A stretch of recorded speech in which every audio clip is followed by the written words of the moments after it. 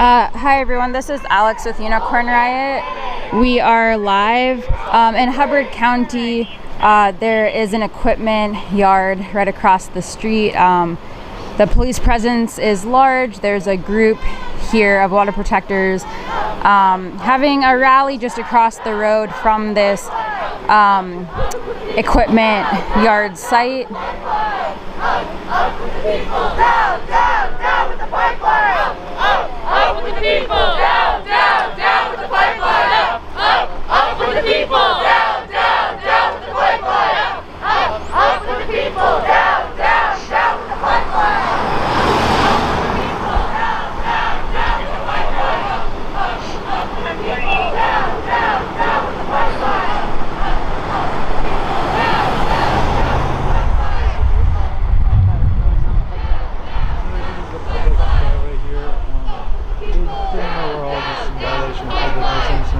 But if I just go away, they seem to be more aggro when you're not right there. But I think you could test it.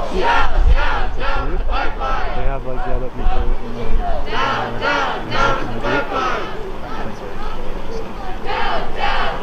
you could always rally over people.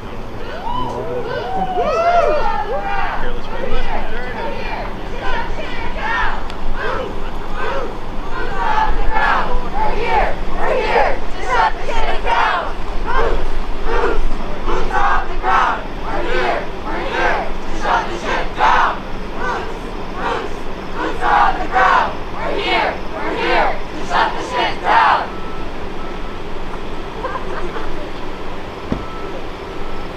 We love you, water protectors!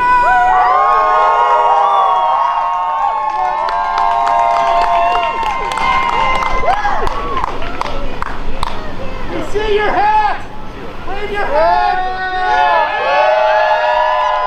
Oh, I didn't notice that. Okay. See your feet! Yes, I did not notice what was happening. Okay. There is also, I believe, one individual locked down two individuals locked down to a vehicle with some construction equipment on it. It might be drilling equipment, actually.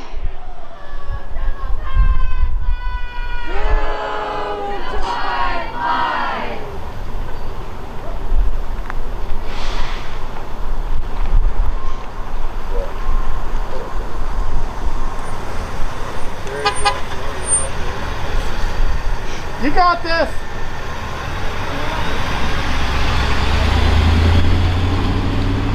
Would you want to talk about why you're locked down? Did you say yes? We have to get out of the roadway now. Okay, I'm here as a journalist. I want You can't be to... in the roadway, it's dangerous. Seriously, out of the roadway. I'm being serious. All right, you're preventing me from being You close. cannot be on the roadway, that's very unsafe.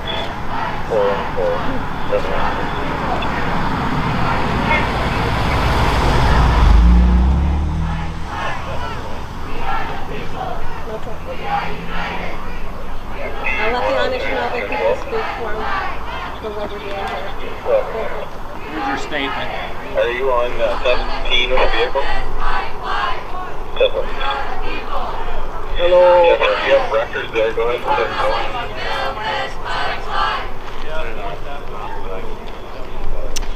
going. If you want to talk as loud as you can, because the sheriff's not really letting me cross, but if you want to say why you're locked down. I'm here to protect the Anishinaabe people, and I will let them speak to anything else.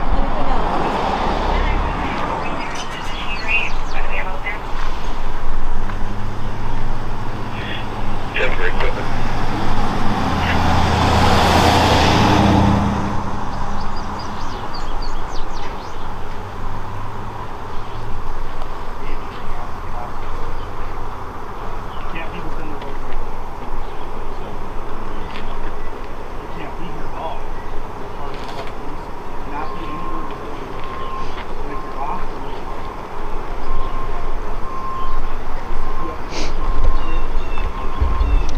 So for folks just tuning in, this is Alex with Unicorn Riot. I'm here in Hubbard County. There's a equipment work yard right across the road from where I am, and there are 2 people locked down to this truck, which has equipment on it. Folks are locked down in opposition of the new Line 3 tar sands pipeline that's being built through this territory, through Anishinaabe territory in northern Minnesota.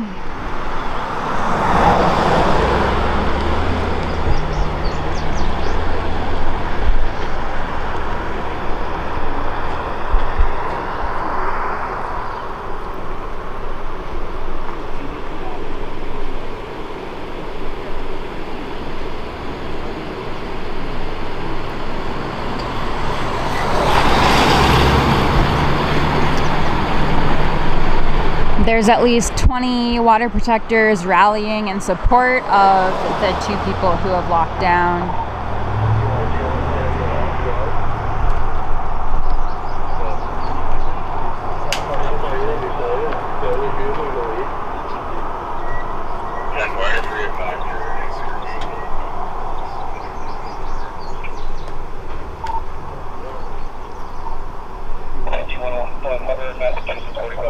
I got that added already. Go ahead. Catholic worker, you good? I'm good. Gentlemen's books, Mike and Spoon paper. 39 Minneapolis Way North for broken down.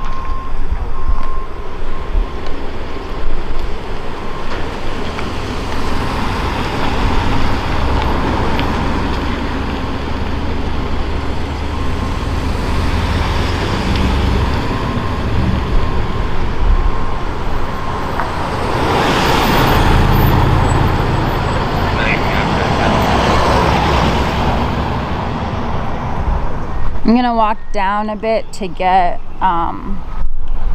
try to show this other person locked down, as well as get a better view of all the construction equipment that's in this yard.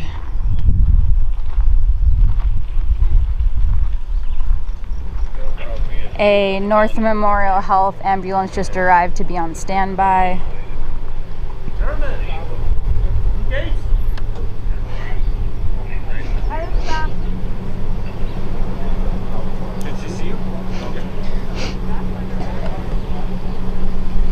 Do you have anything you want to say? Love you, John. Stop Line 3. Woo! We love you. And protect the waters and the climate, and follow the leadership of Indigenous people, and stop violating the treaties. Yeah. We need President Biden to do what needs to be done and stop this pipeline. He can't stop Keystone XL and not Line 3. It doesn't make any sense. It's into his hands to do that. Doom to the pipeline! Doom to the pipeline! Doom to the pipeline!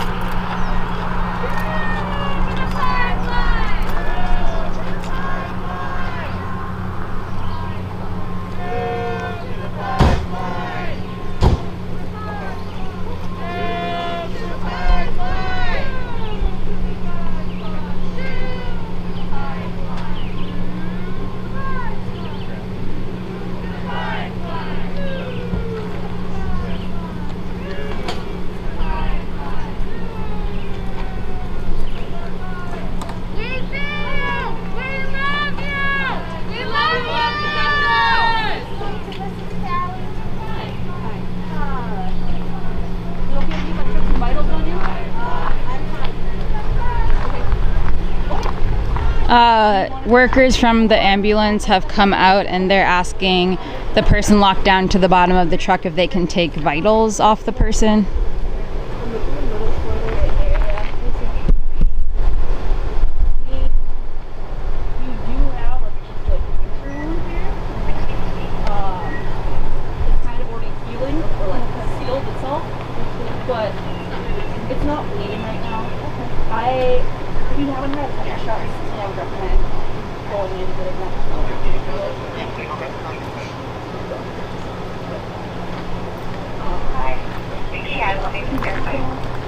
got to get that off the right road, ma'am.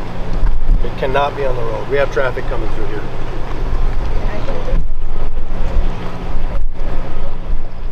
Off the shoulder. Seriously, it's too dangerous. You can report from the ditch. Get it off the shoulder. All right. I need to report what's in the public good. This is a public road. You're not going to be on the road. Yep, I'm not on the road. I'm right here. I told you not on the shoulder. Dangerous. Off the shoulder. Okay, I'm on the grass right now. You can report from the ditch.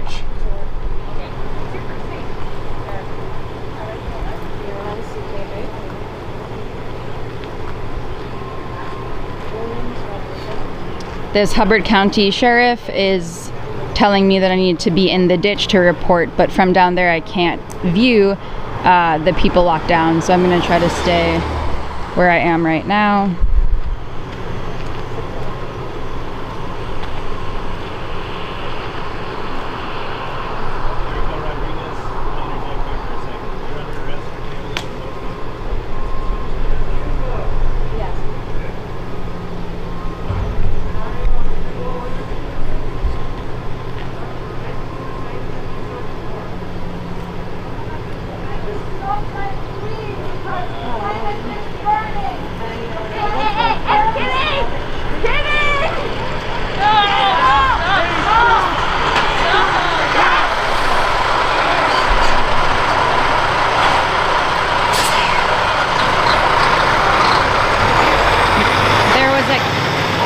There was a cat that was in the road, and so water protectors had this truck stop so that the cat wouldn't be run over.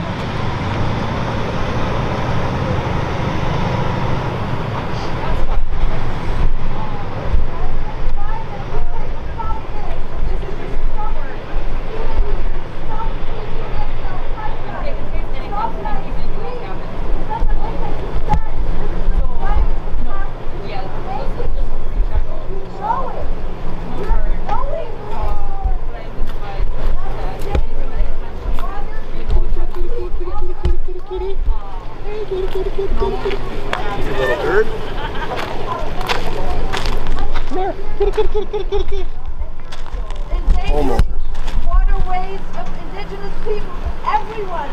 This pipeline is a danger to nature, to the future.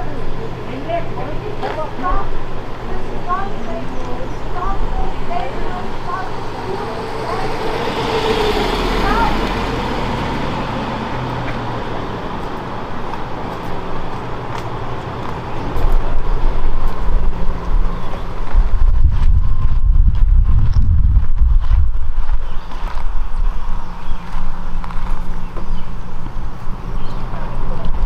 How does it feel to be locked down right now? I'm going to bring that cat over here. She's coming to get him. It feels good because this is what I can do. People always ask me, my students always ask me, what can I do? This is what you can do. You can stop this. You can put your body on the line like I am. And this is what we need to be doing. Otherwise, it will not stop. And we will continue to burn fossil fuels until the earth burns up for everyone. I'm here for my kids, I'm here for my students, I'm here for all future generations. We must stop burning fossil fuels. We must stop Line 3 and we must stop climate catastrophe.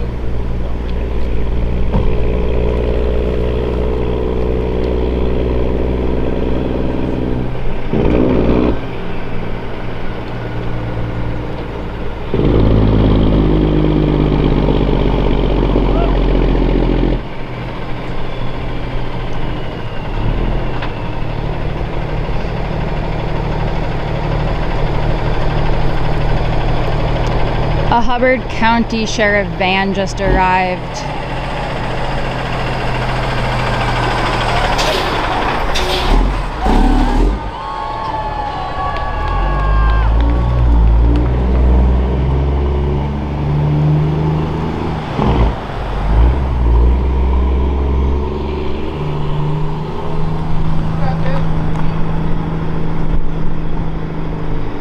So as you can see,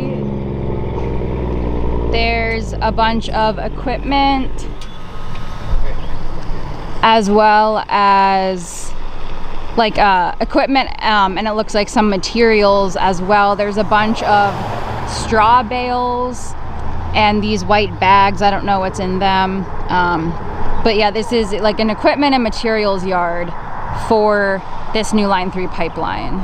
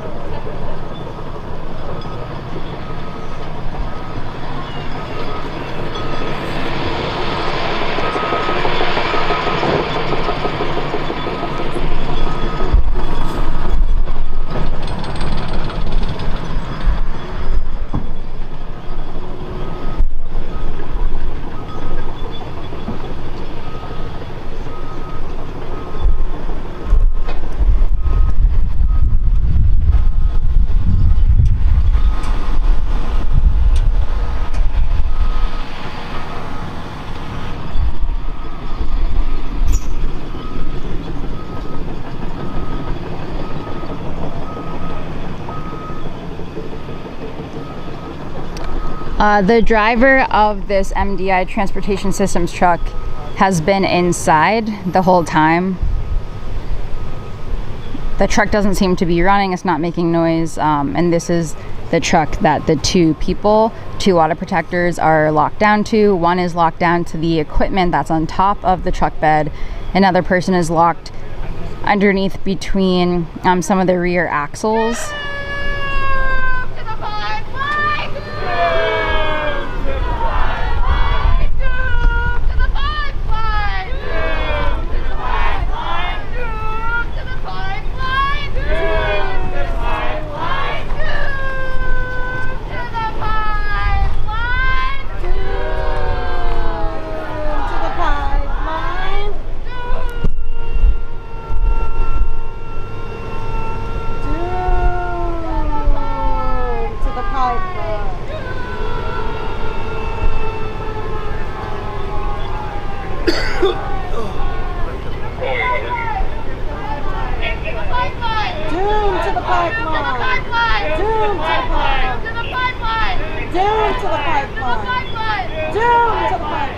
Just so you know, I'm live streaming, so if you're having conversations you don't want to be on the live stream, you shouldn't have them near me.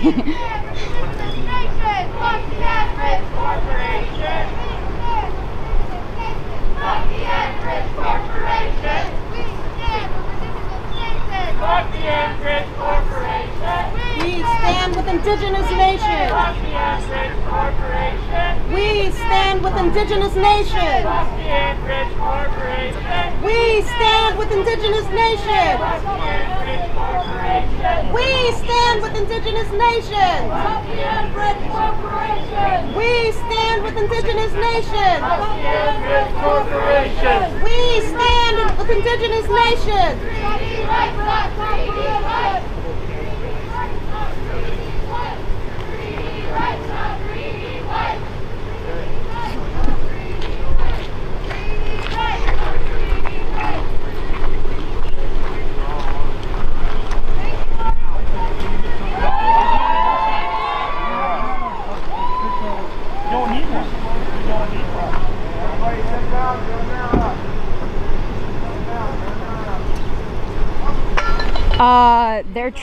They just said, everyone sit down, you're under arrest. They're trying to arrest everyone right here. You too, sir. Sit down. You're under arrest. Sit down. You're under arrest. You got it? Sit down now. Sit down. You're under arrest. So Hubbard County Sheriff's Department is now arresting everyone who was not even on the side of the construction yard. They were just in this grass ditch the whole time. Yet they're all being arrested. There's 1, 2, 3, or 1, 2, 3, 4, 5. There's 7 Hubbard County Sheriff's SUVs, and then there's a Hubbard County Sheriff van that's here.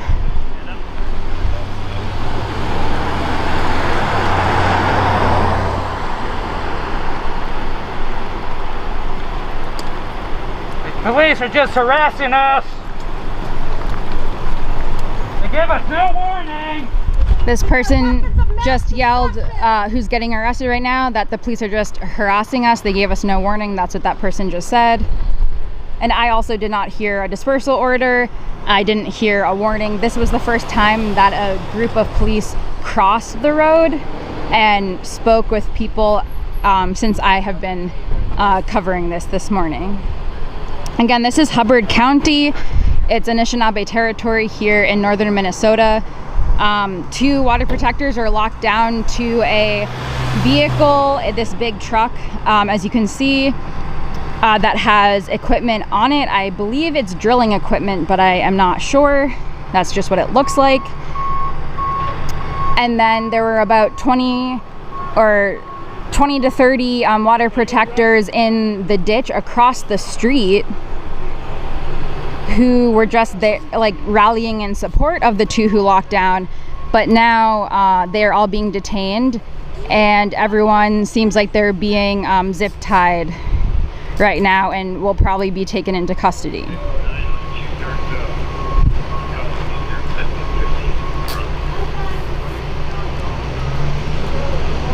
Two more law enforcement vehicles just arrived.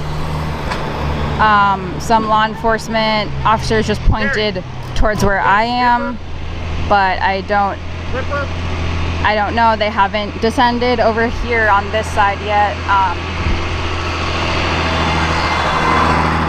I'm separated from where the other folks are who are in the ditch by this dirt driveway.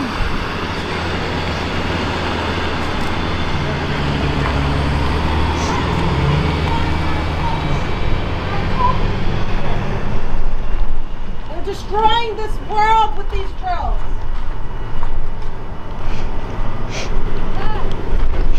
Are these part of the drills that you're locked down to right now? Do you know? Yes, that's what we believe that they are here to drill, and we are here to stop them.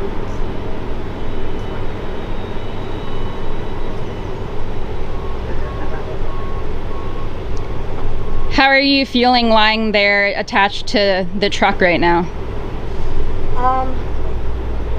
I feel proud of myself and my comrades for stepping forward to protect the indigenous nations and their land.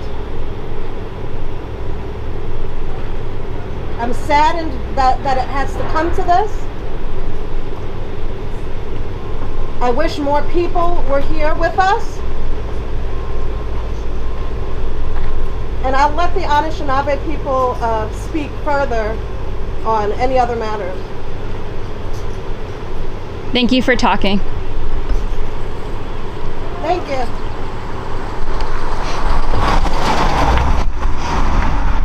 So folks here today are in opposition to this new Line 3 tar sands pipeline, which if complete could pump more than 900,000 barrels of oil a day, tar sands, crude. Again, they are arresting the water protectors who were in the grass ditch across the road from the work yard. So none of them were trespassing onto the work site. And behind this truck that 2 water protectors are locked down to is a massive work and construction equipment and materials yard for the new Line 3 pipeline. The last leg of the pipeline is being built in Minnesota right now, and if this section that's in Minnesota is complete, that means the entire new Line 3 is complete, and that's why people are increasing their escalations to try to stop it.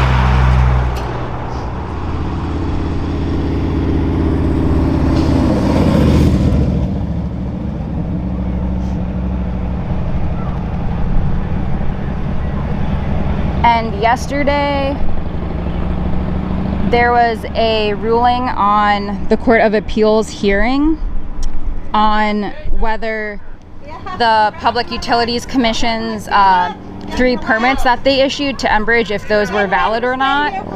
And 2 out of the 3 judges on the panel of the appeals court voted in favor of Enbridge. So that could have slowed down construction or potentially stopped it indefinitely, but because the majority of the panel voted in favor of Enbridge, that gave them the full green light to finish.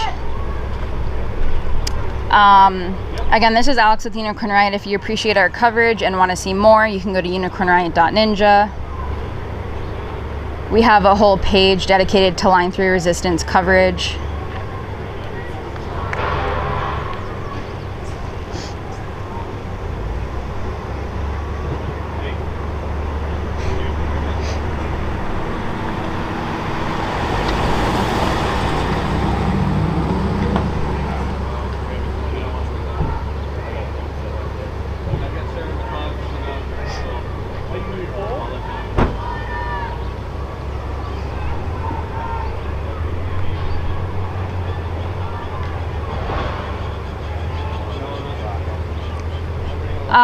Again, this truck that 2 water protectors are locked down to, I believe, has drilling equipment on it, and that is to most likely drill underneath the waterways where this new Line 3 pipeline is going to cross.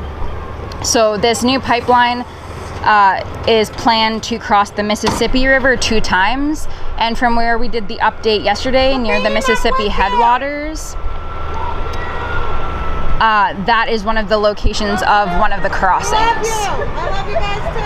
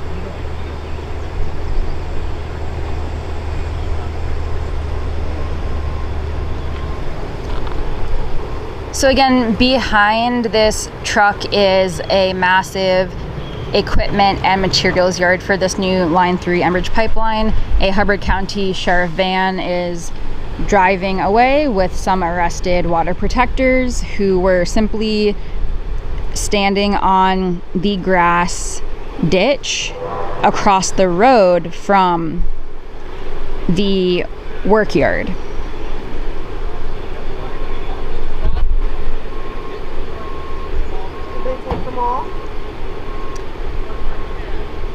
There's, yeah, like at least 20 people arrested.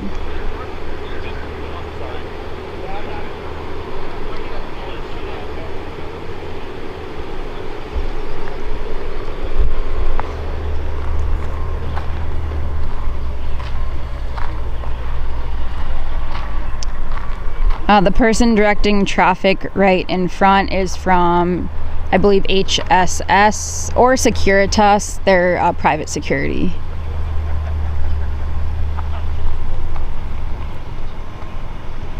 Again, the police are getting paid through an escrow account by Enbridge. So the police here today, and every time they arrive at an action type of event like this, they get paid by Enbridge, the Canadian corporation.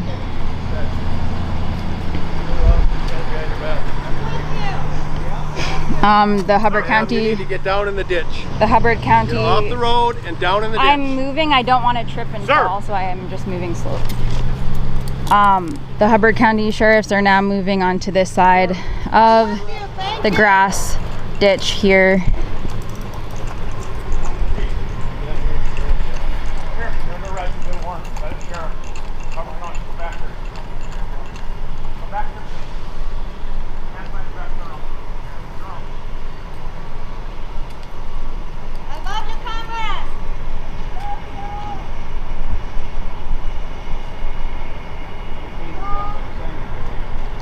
We're the two strongest women I know. Thank you for coming to support us. Stay within the bottom of the ditch. Report as you are reporting. You will not be arrested. You go up onto the road again, you will be arrested. You understand? Yes. Stay strong. You too. I was just told that if I move any closer to the road from where I am now, I will be arrested. You got this. You got this too. You got this. Thank you. Thank you for what you're doing. It's so important.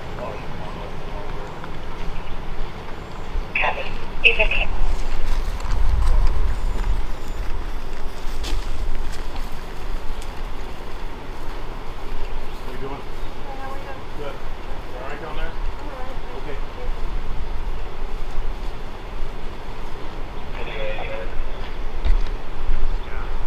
So we are in Hubbard County, northern Minnesota, in Anishinaabe territory, where the new Line 3 pipeline is being constructed. Opponents to it cite climate catastrophe, the amount of water that is being used in the construction process, as well as the amount of water it takes to process the crude oil, is also being cited. The fact that the new Line 3 will cross over 200 bodies of water and wetlands and cross the Mississippi River twice. The Mississippi River, over 15 million people use the Mississippi River to drink, for fresh drinking water. So,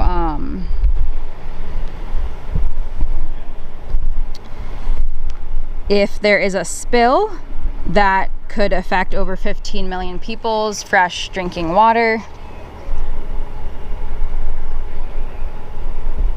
It also violates treaty rights. So the indigenous leadership of this Line 3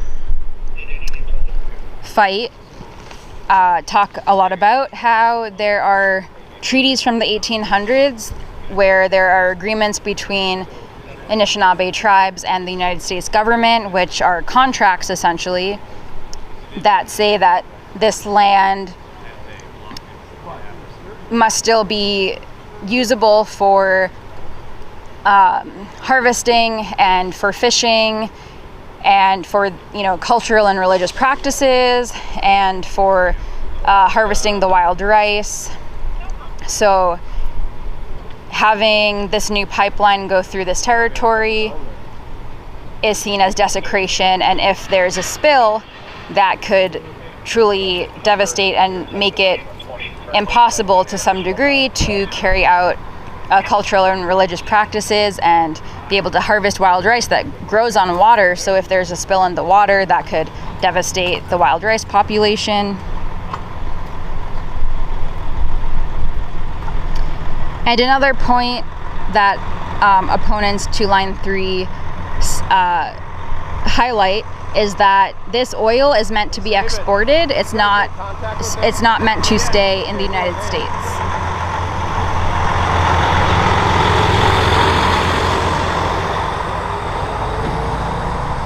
So proponents like to say, well, we don't want to keep importing oil, so this pipeline is good because we will be able to use more local oil, when in fact it's pretty well known that the oil from this new pipeline isn't meant to stay here in the States. And all of the oil that's going to be flowing, if this pipeline is complete, is from Alberta, Canada.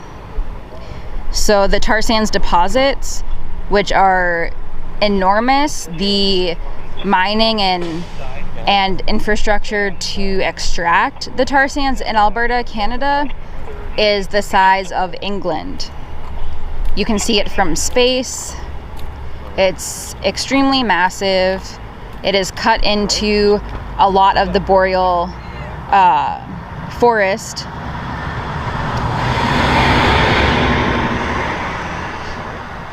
Which is an incredibly biodiverse and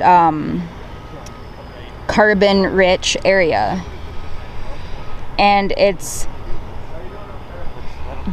environmentalists and indigenous people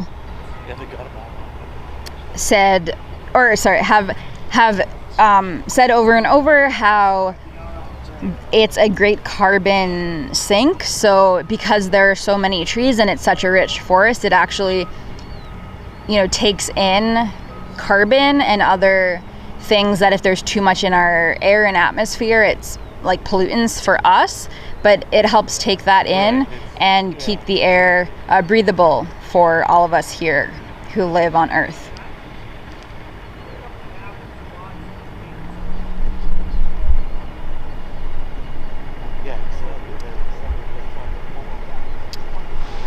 Here's the truck again, where 2 water protectors are still locked down. They've been locked down, I would guess, for maybe an hour and a half at this point. One person is locked down to one of the axles, the rear axles, so they're lying with their back on the pavement. Yeah, just pull down and go to the right. And then there's somebody on top of the truck bed locked down to one of the pieces of equipment that's on the bed of the truck. It looks like the Northern Lights Task Force trailer just arrived. The trailer has the extraction equipment in it. Gonna move just a little bit down this line where I'm supposed to stay, or they will arrest me, is what they said. I'm gonna make the tripod a little bit higher here. Give me a second.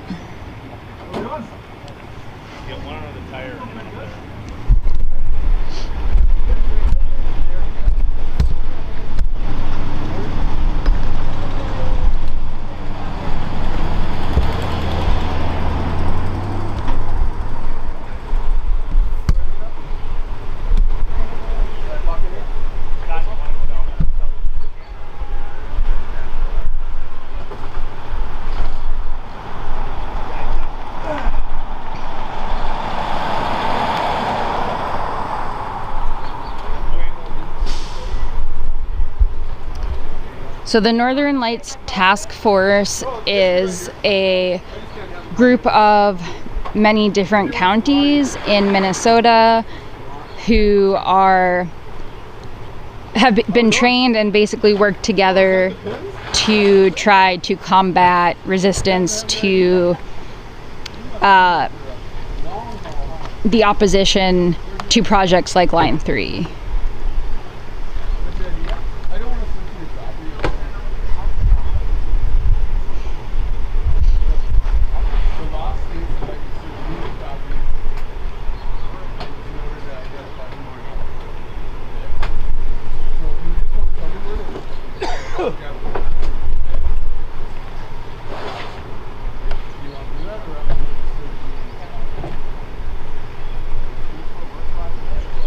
They've removed my water. They've removed my water. One of the people locked down to the tires just said that they removed their water. Can you go ahead and let go and grab that?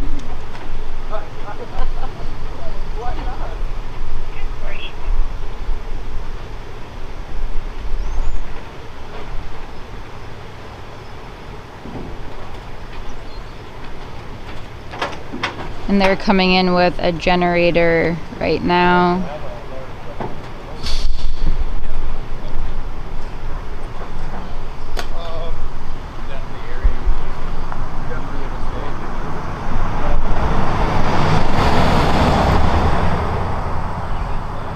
Another officer just got on top of the truck bed where the other person is locked down.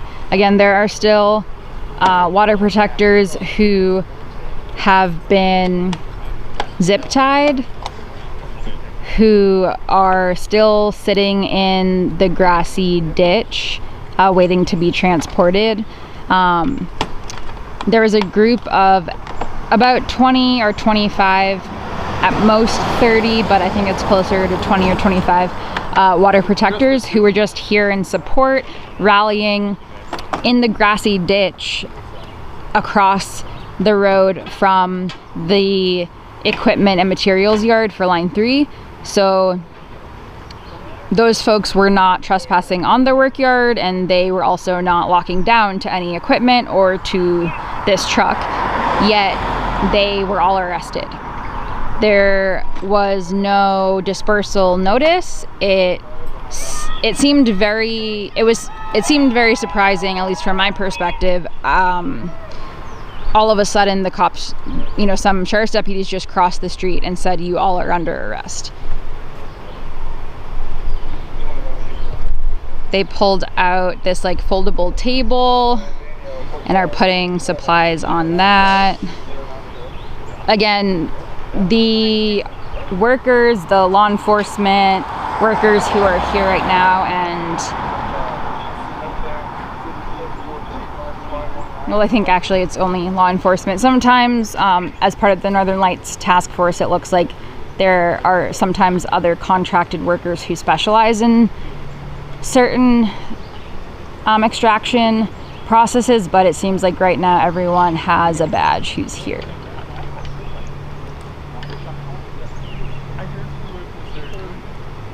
And the Northern Lights Task Force gets paid by Enbridge.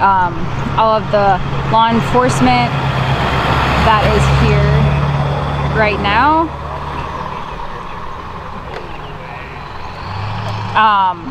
including private security, because they're directly hired by Enbridge, but the police in Minnesota are getting paid by a Canadian corporation for this type of work from an escrow account that Enbridge created, because before that was created, Minnesota was paying, so much money for their police to come out to protect Enbridge's property. And so the state decided that they didn't want to spend money on that. So Enbridge is paying the wages.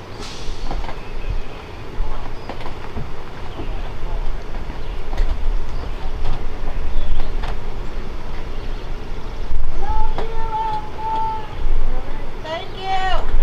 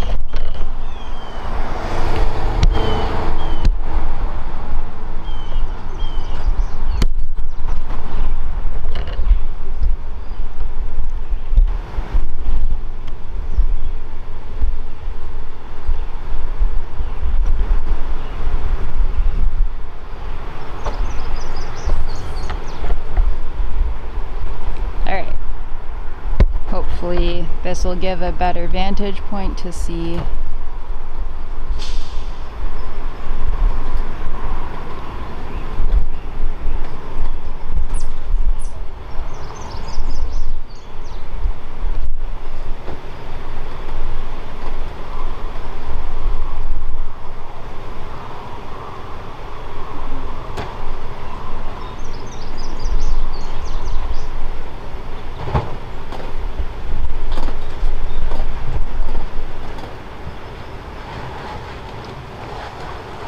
for folks tuning in.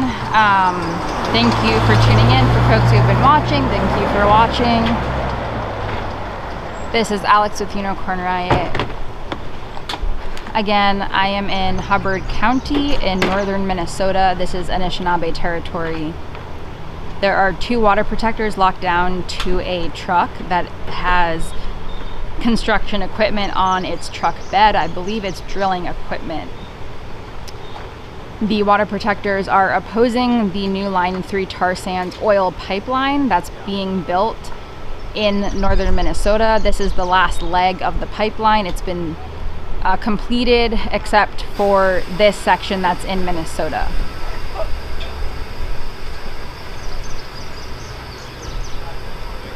The extraction team with the Northern Lights Task Force is here setting up, getting ready to extract the 2 people here, locked down to the truck.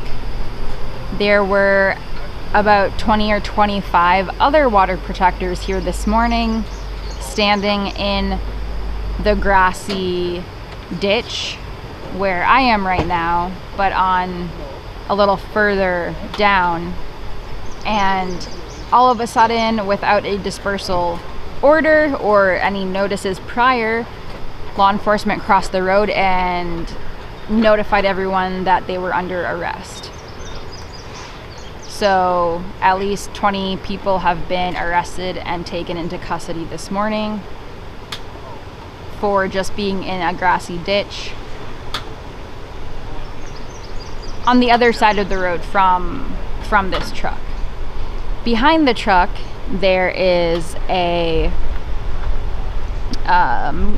construction equipment and materials work yard that I will show.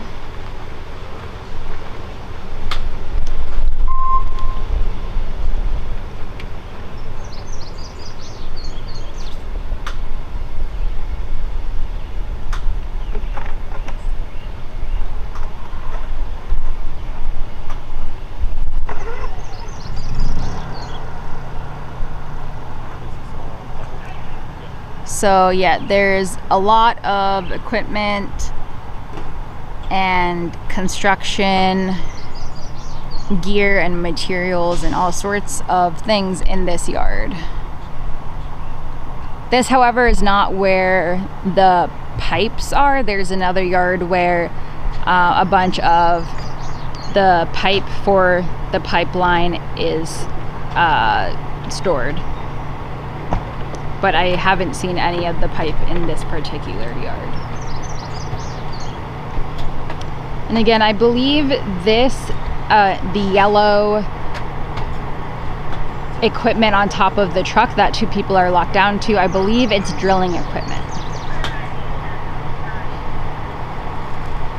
So this person's wearing a fire vest, so I think they are from the fire department. Yeah.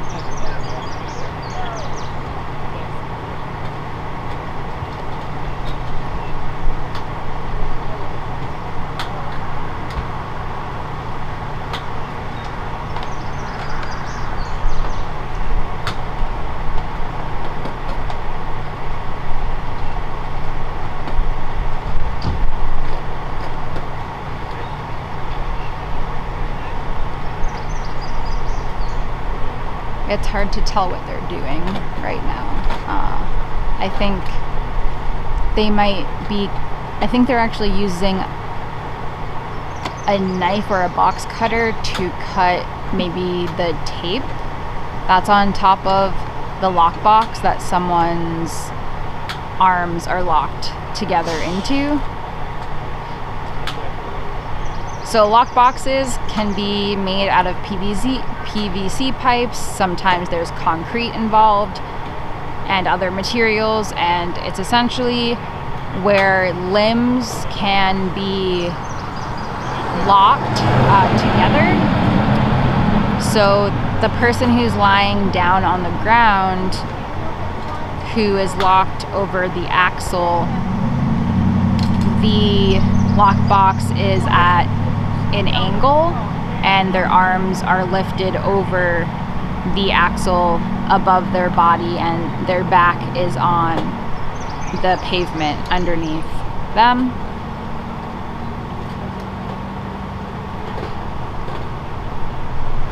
Let me move over a tiny bit to try to get.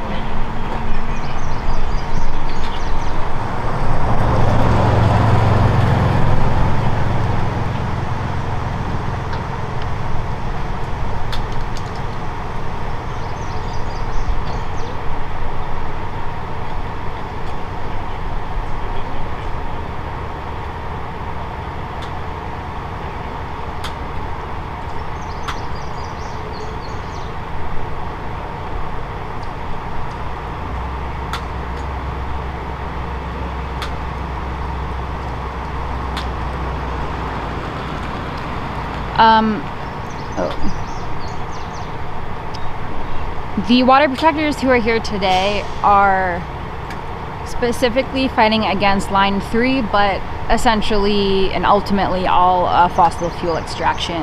And this is a different pipeline than the Keystone XL. The Keystone XL is basically not gonna be constructed anymore, and the oil is not gonna flow through it. There was a ruling by the Biden administration saying they were not in favor of it. And then in addition to that, in the last week, the investors and like the people who would make sure the Keystone XL ran backed out. So the Keystone XL pipeline is dead, at least for now. However, this pipeline, this line 3 pipeline, its highest capacity would be more than the Keystone XL. And it's also still a tar sands pipeline. There are other fights happening all the way in British Columbia. There are fights against the Mountain Valley pipeline. There's also been fights against the Line 5 pipeline. And yeah, there's fights against a lot of fossil fuel extraction and transportation projects happening right now. But this one specifically that I'm currently covering is in fact the Line 3 pipeline by Enbridge, which is a Canadian corporation.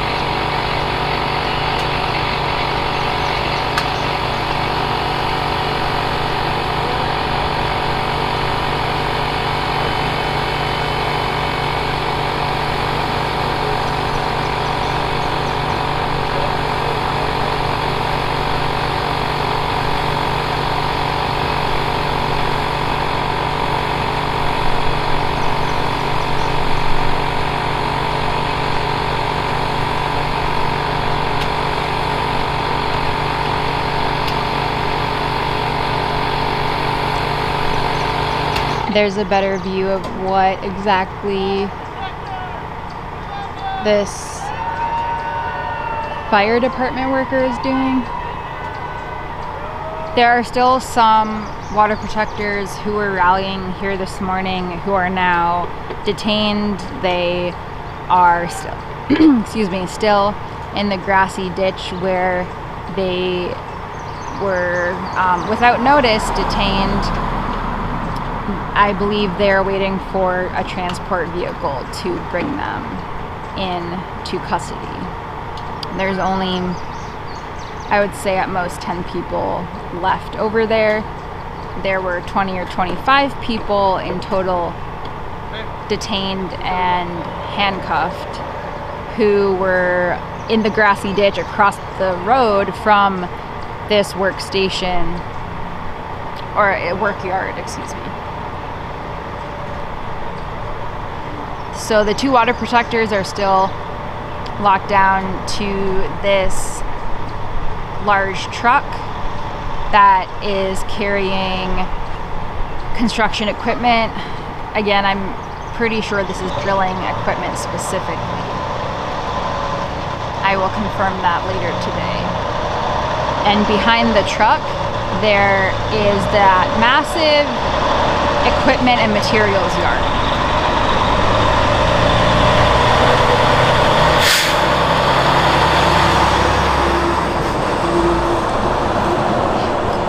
This is a main road here, so that's why there are you know, trucks and cars driving by.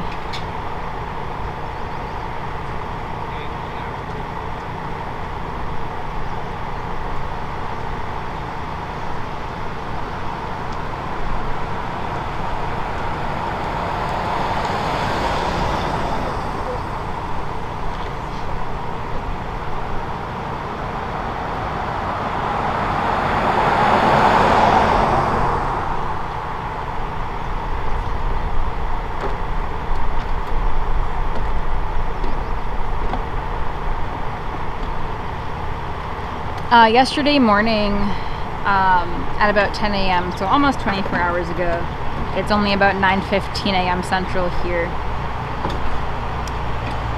there was a ruling on an appeals court hearing on the Minnesota Public Utilities Commission permits that they approved from Enbridge.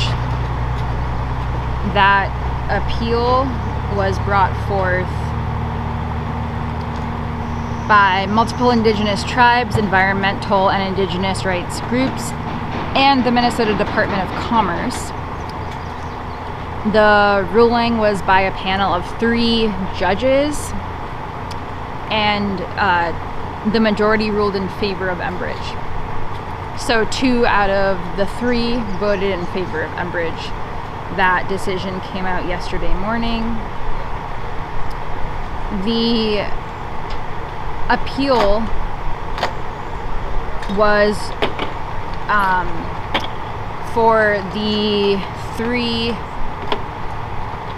permits that the Public Utilities Commission approved, which included the Certificate of Need, where Enbridge had to try and prove that there is a need for this pipeline.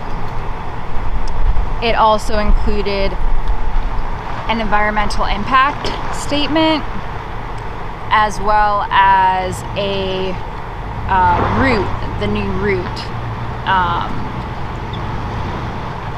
So those 3 were approved by the Public Utilities Commission in November 2020.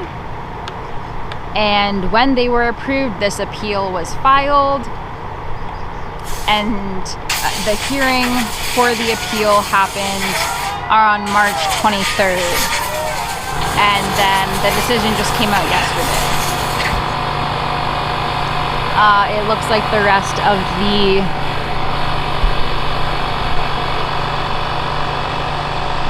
water protectors who were rallying in support of those who locked down are now being brought into this Hubbard County Sheriff van.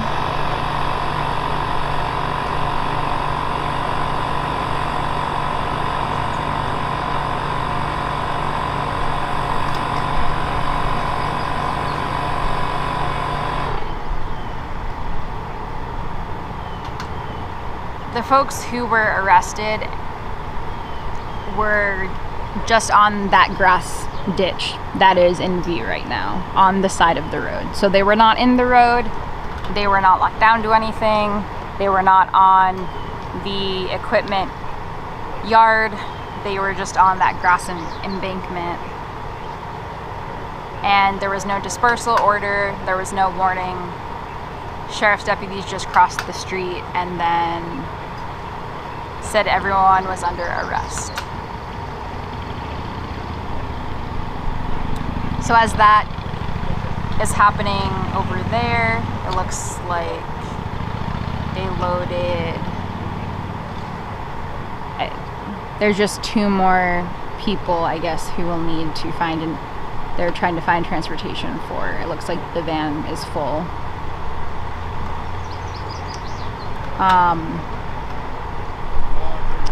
The extraction crew is still working on the person who's locked down to the axle of the rear tires.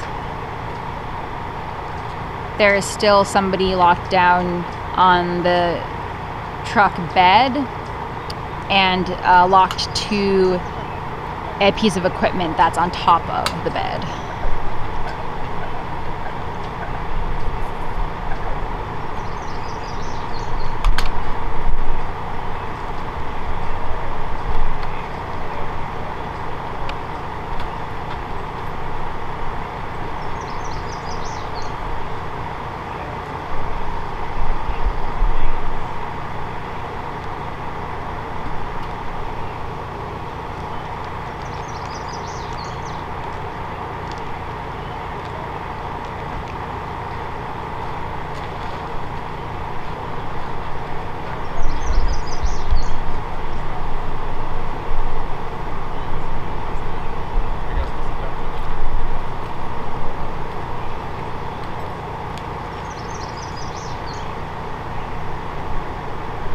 They're putting blankets over the water protector who's locked down.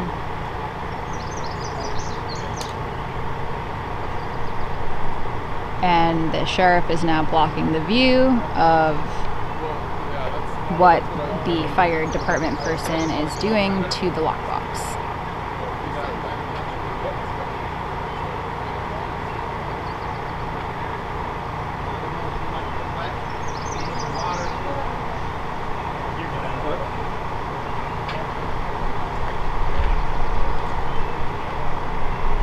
The person locked down here also said probably 10 minutes ago that their water was taken from them. They're going to saw me out, so I'm going to unhook.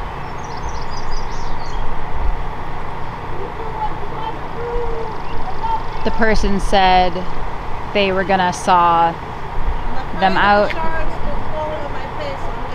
and they didn't want the shards to fly in their face, so they said they might unlock themselves.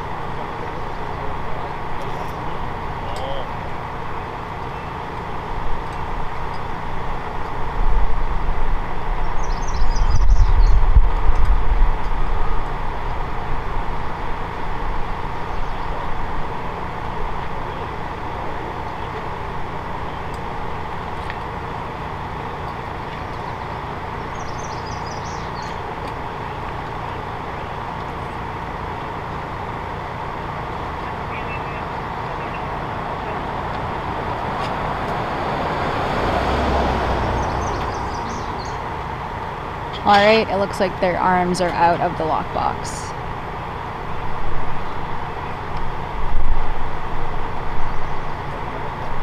And they are now out from under the axle. They're coming out.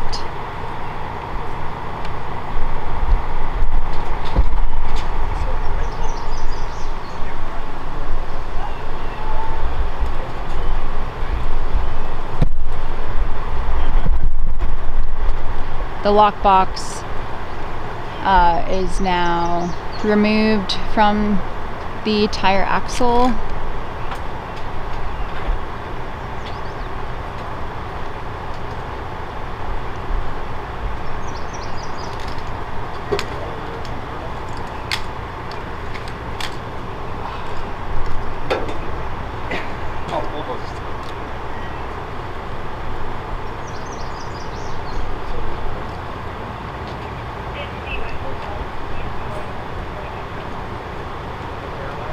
I can't see what's happening right now, but the water protector who was locked down to the bottom of the truck unlocked themselves. They said they didn't want the shards of the lockbox to fly in their face, so they unlocked, and now they're behind the truck.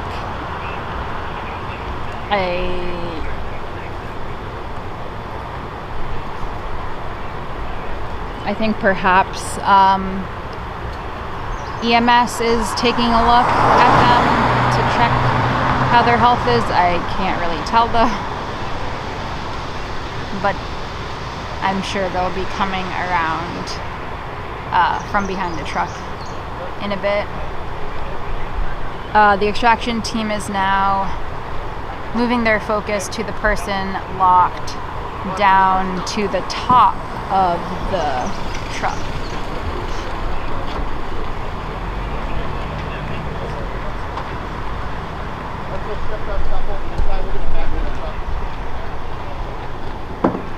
Hey, Terry, can you just please stay with her? We're going to back this truck up just so we can open up the road. Okay.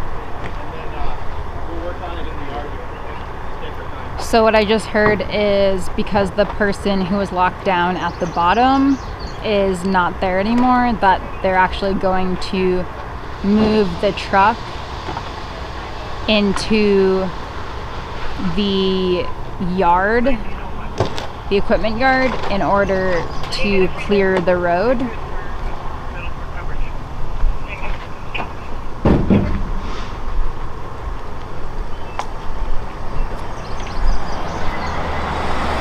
Cass County Sheriff,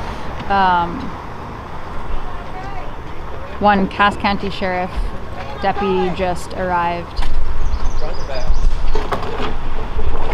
Yep. Do you have anything you want to say, Lazarus? We have to protect the water.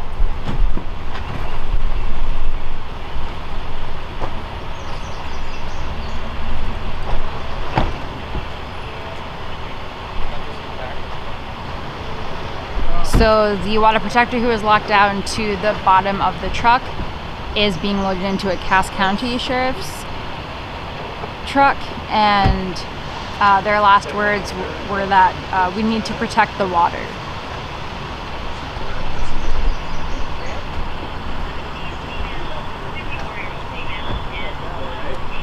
That's why I was trying to look. One of the officers told me that there was a line from the guy.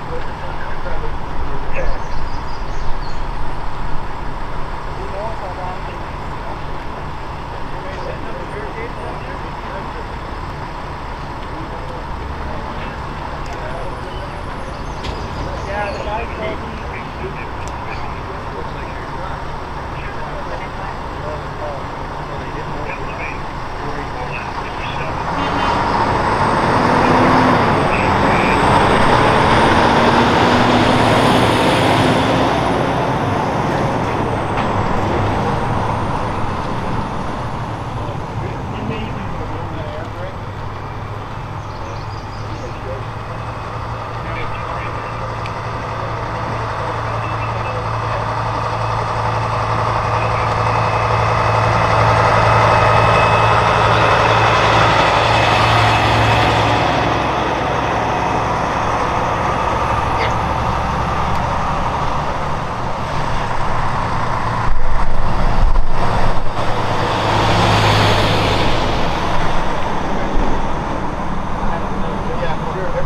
Yeah, thank you.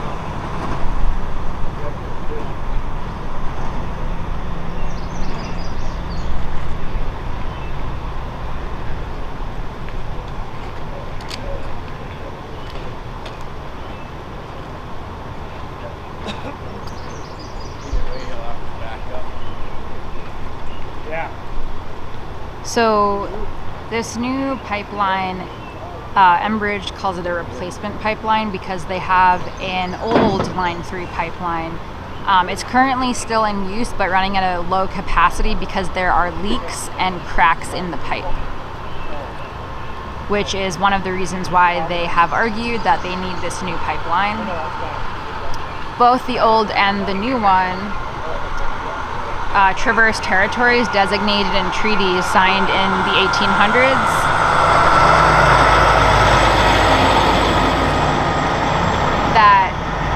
still to this day protect tribal rights to hunt, fish, and gather wild rice.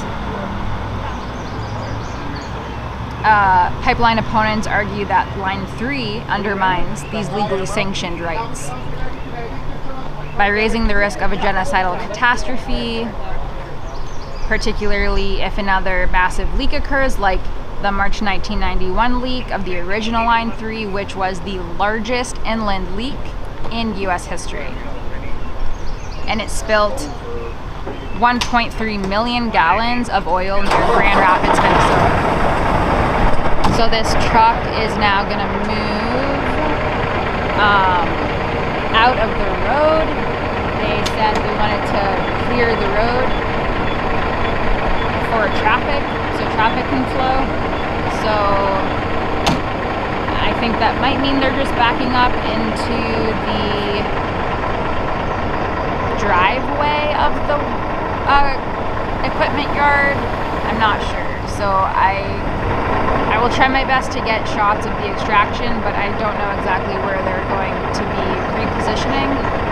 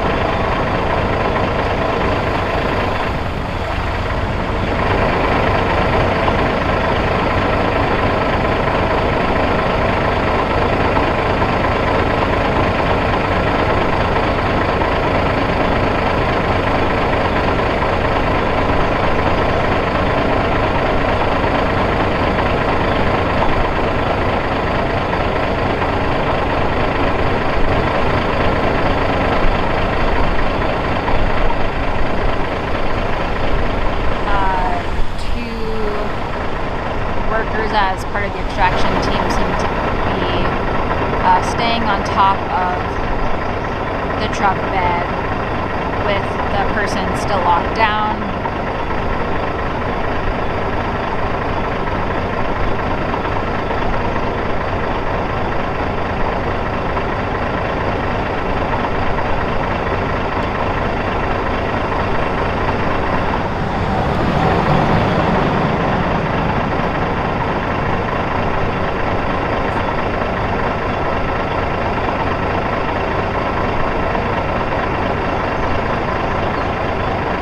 So again, the Northern Lights Task Force is a coalition of county and state law enforcement working to protect the Enbridge Corporation, essentially. That's what it is. It's made up of 16 counties on or near the pipeline route. And again, they are getting paid by Enbridge, which is a Canadian corporation.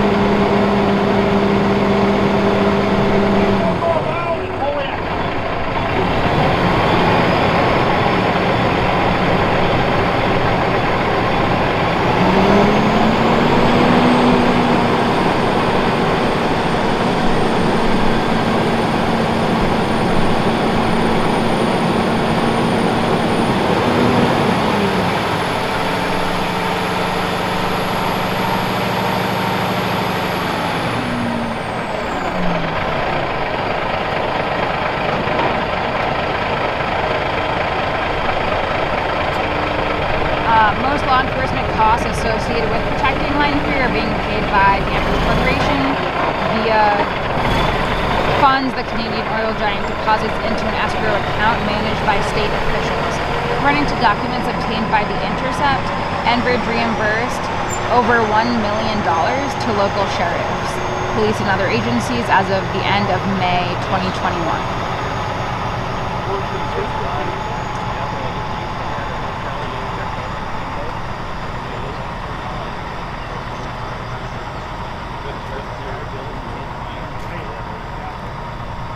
So the truck is Going to turn around and then pull in to the driveway of the equipment yard. Again, this is in Hubbard County, northern Minnesota, Anishinaabe territory.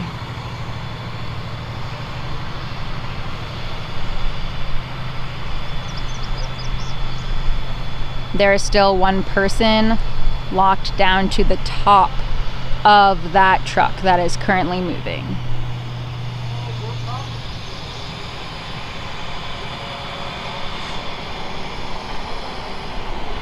I believe all of the people who have been arrested so far were brought in by Hubbard County.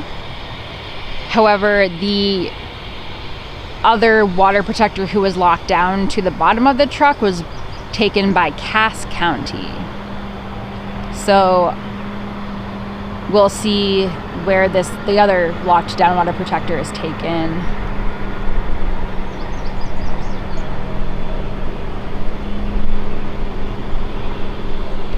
Some equipment seems to be being brought into the yard.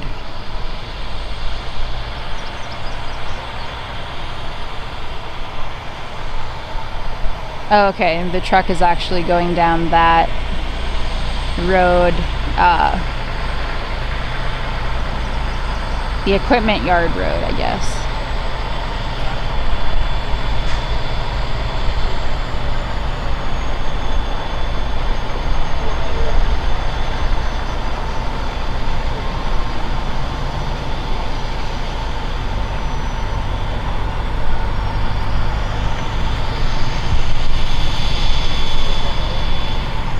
The view is going to be blocked by this SUV and also,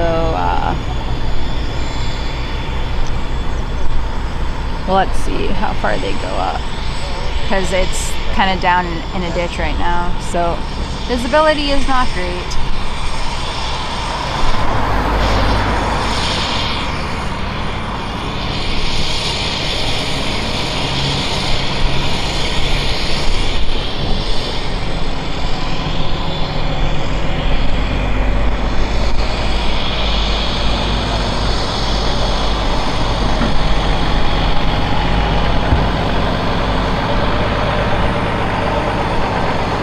Alright, seems like they're pulling up towards the edge of the road.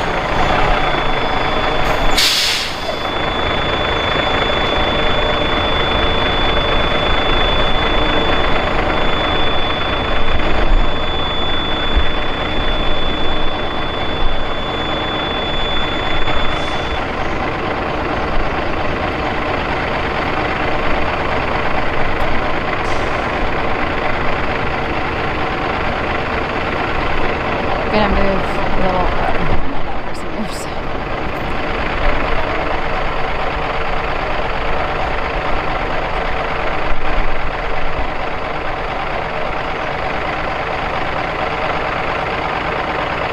So this is the last person who is locked down to this truck. There were only 2 people locked down today.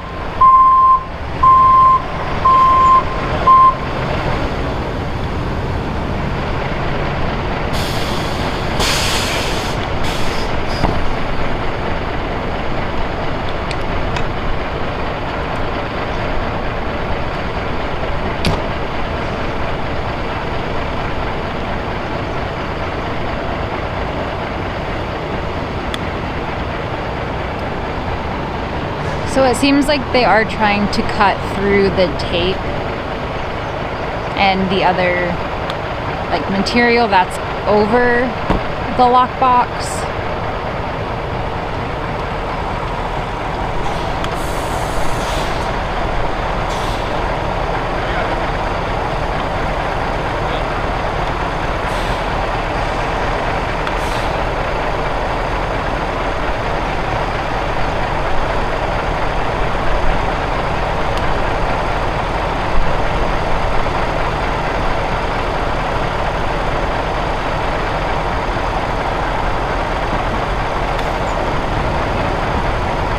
I believe people locked down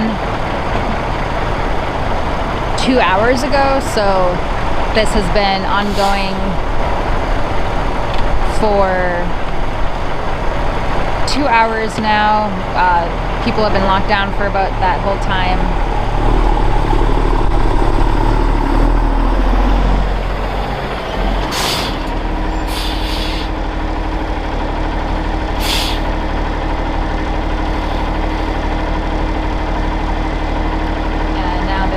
Is blocking the extraction.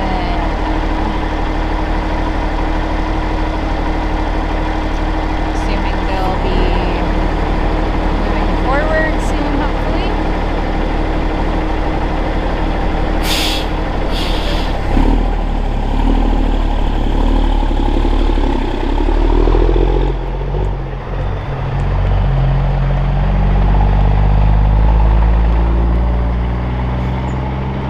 So yep, the North Memorial Health is still on call here.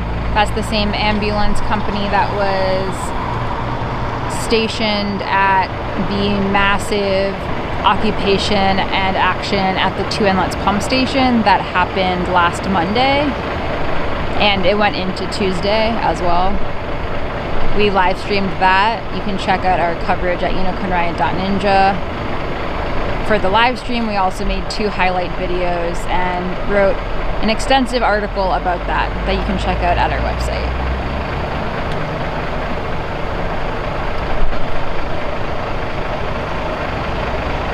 I'm gonna try to move a little over to try to get a better view.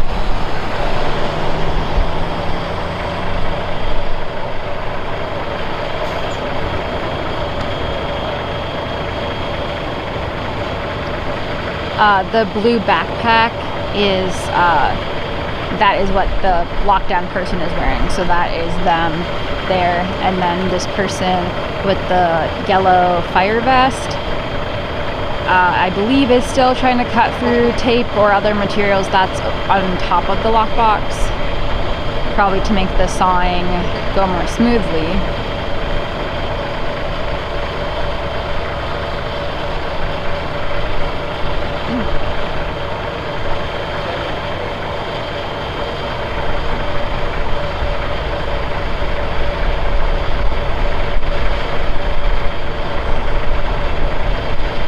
So again, the company that is building this new Line 3 pipeline also owns and operates the old Line 3 pipeline, which is still running, but with low capacity because there are leaks and cracks in the pipeline.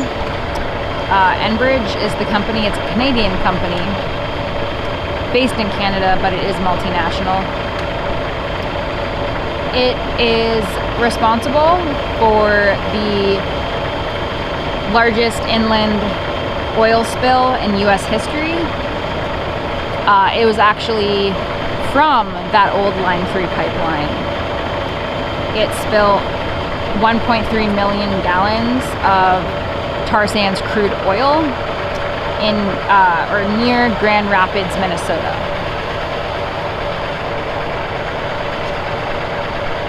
And Enbridge is also responsible for the Kalamazoo spill, where tar sands spilled into the Kalamazoo River. And efforts to still clean that up are ongoing because tar sands oil sinks. So it gets stuck in all of the soil and sand and everything that is at the bottom of lakes and rivers. If it spills in the ocean, same thing, it would sink to the ocean floor, so all the toxins. It's impossible to fully clean up a tar sands oil spill.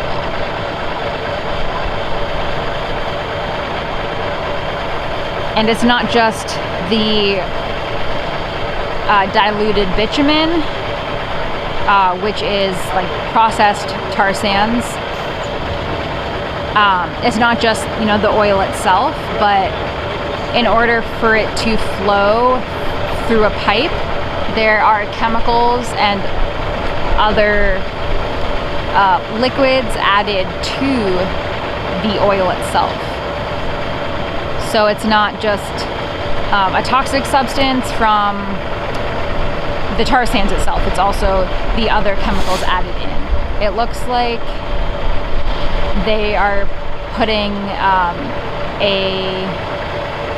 well, let me zoom in a little bit closer.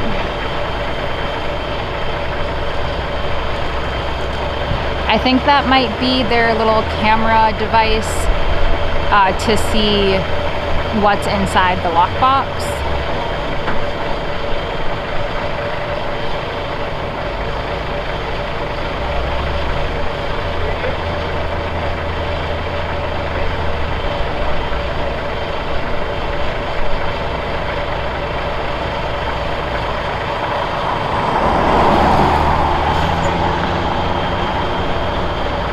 A car just drove by. If you see something covering the lens for a second, it's most likely a car driving by because this is a main road. So there's this one person still locked down to equipment that's on top of this large truck bed. The truck is now pulled into one of the driveways to this massive equipment and materials yard. There was another person locked down. They were already arrested. They got brought into custody into a Cass County Sheriff's vehicle. There were 20 or 25 other water protectors just rallying on the side off of the road on a grass ditch similar to where I'm standing right now, and without warning they were told they were all under arrest. So 20 to 25 people have been arrested already, and then one of the people locked down has been taken into custody, and then once this person is removed from the lockbox, they will also be brought into custody.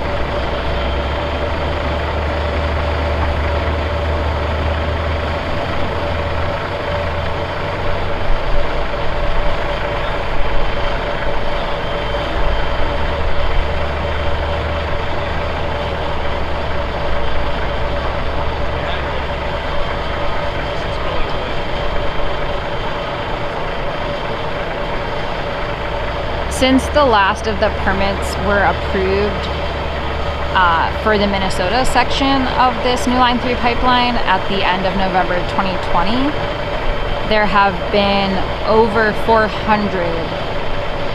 arrests and citations.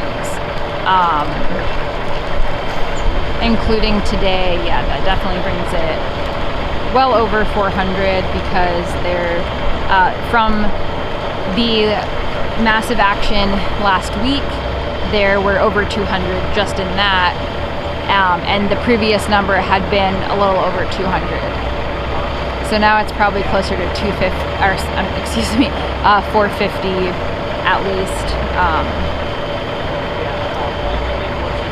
Water, that's the number of water protectors who have been cited and or arrested. And I guess actually I wasn't counting the at least 30 from yesterday at the closing of Firelight Camp, which was an occupation at the Mississippi headwaters where one of the Mississippi River crossings of this pipeline is set to take place. So yeah, probably actually closer to 500 at this point, citations and arrests of water protectors since the Minnesota section was approved for Line 3. This person just put on ear protection, so I think they're going to start sawing into the lockbox. They also covered the water protector with wool blankets.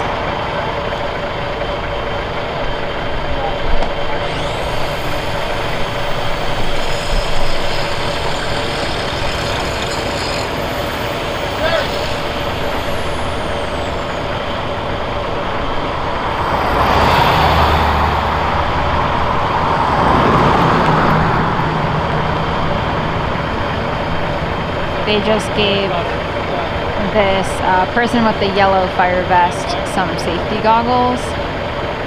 I do not know if the water protector has any safety gear on. I can only see the wool blanket that's covering them.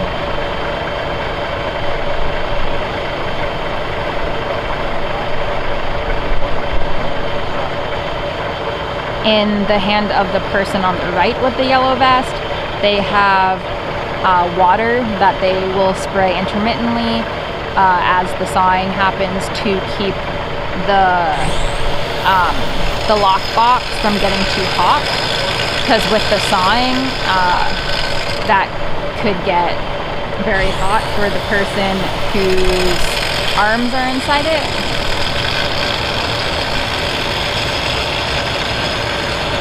They use like a weed sprayer that you like pump and then it, spray water from. So they use that for the water spraying.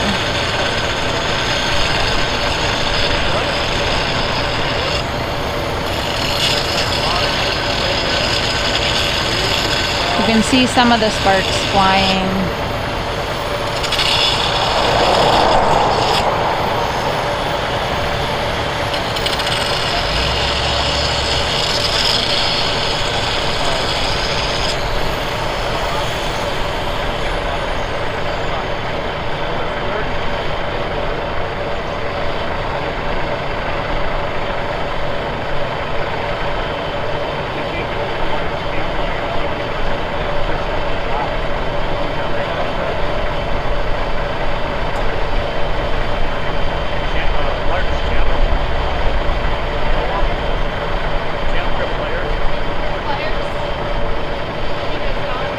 They're asking for pliers.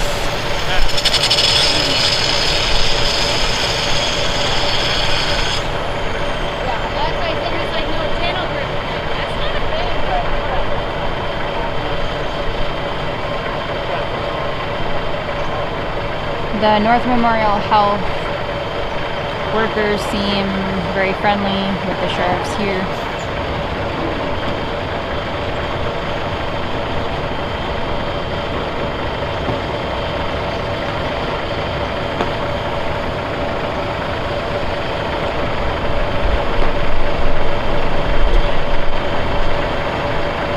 gonna scoot to the left a bit to try to get a better view.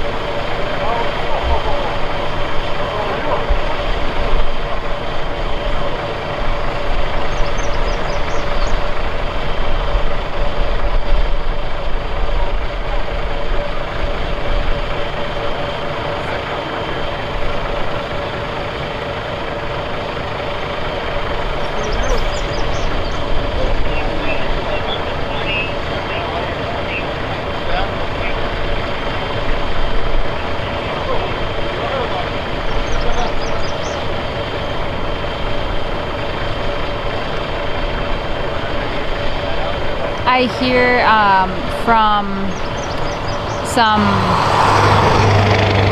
I heard from some water protectors that the equipment that's currently on the truck bed are drill bits.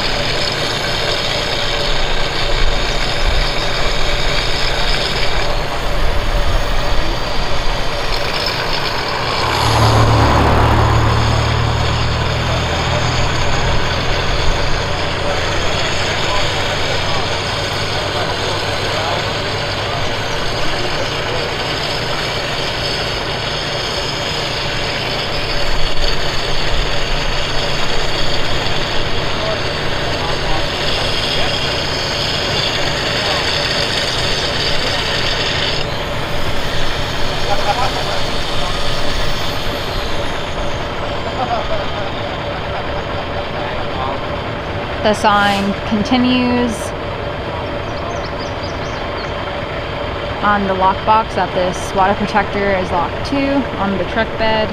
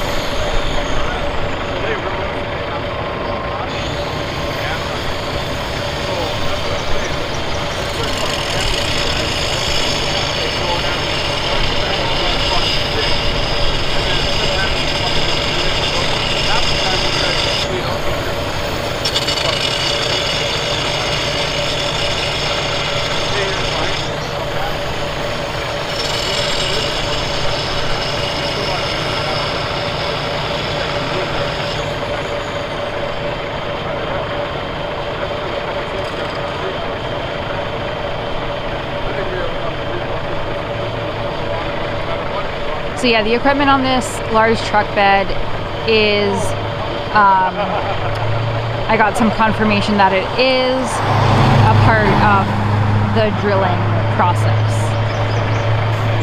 So this water protector is still locked down to one of these massive drill bits that is on the back of this truck.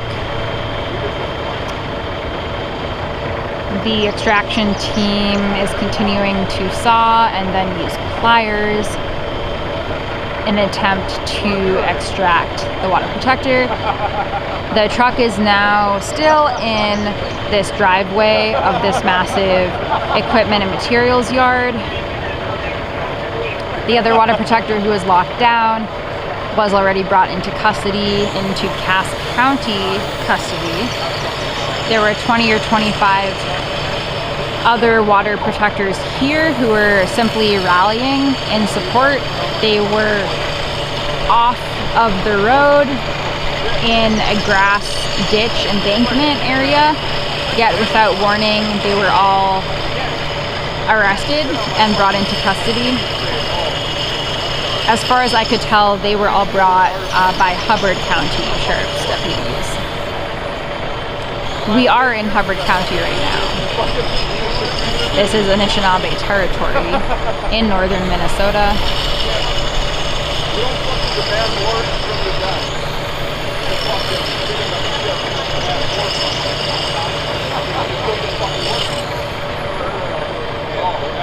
It is now 10 o'clock Central in the morning. This person has been locked down for, I think, about 2.5 hours at this point.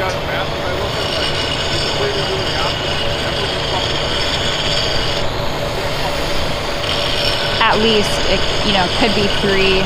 I can confirm that later. Yeah, so these massive drill bits, one of which the water protector is locked to, is for the horizontal directional drill that's used to do the horizontal boring under particular water crossings.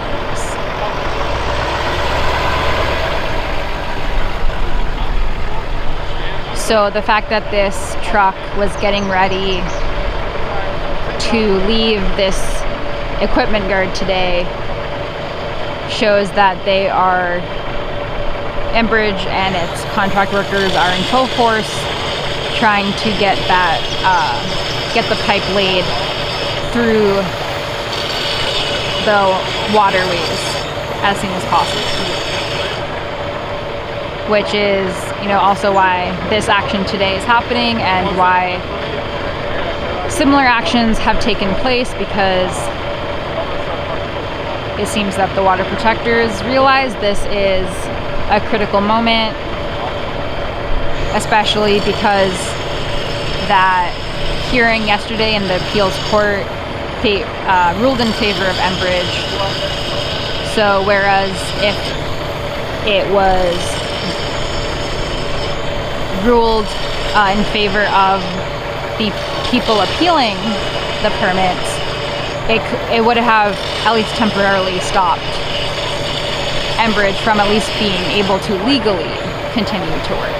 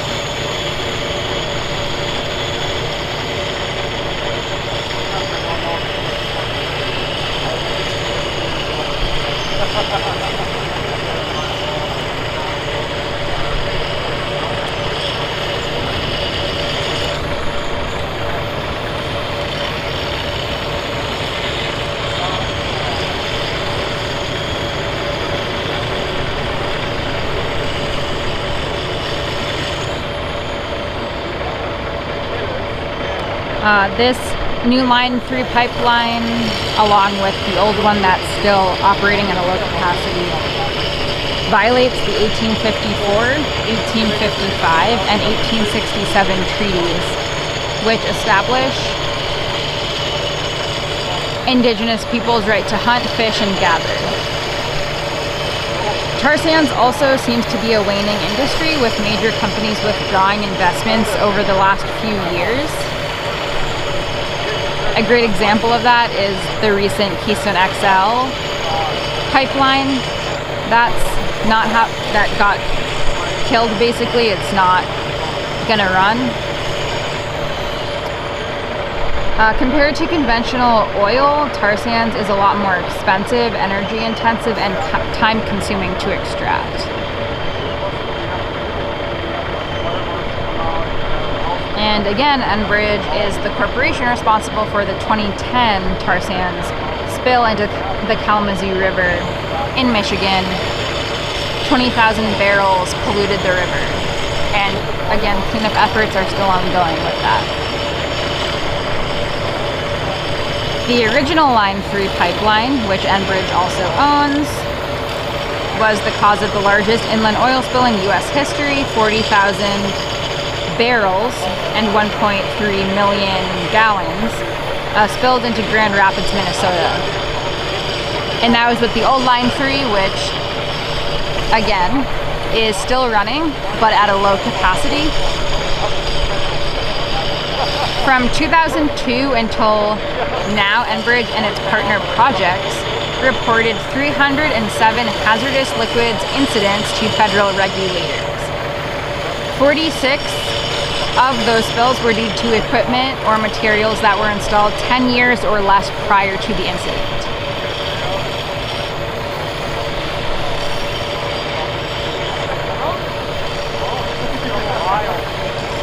The pipeline intends to bring tar sands crude from Alberta, Canada to Superior, Wisconsin.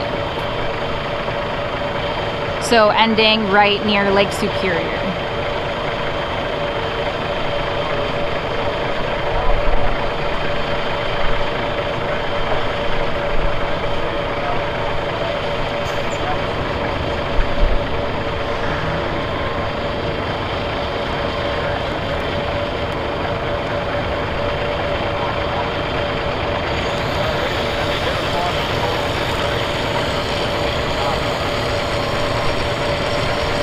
The amount of climate-polluting greenhouse gases emitted per barrel of tar sand oil can be 30% higher than conventional oil.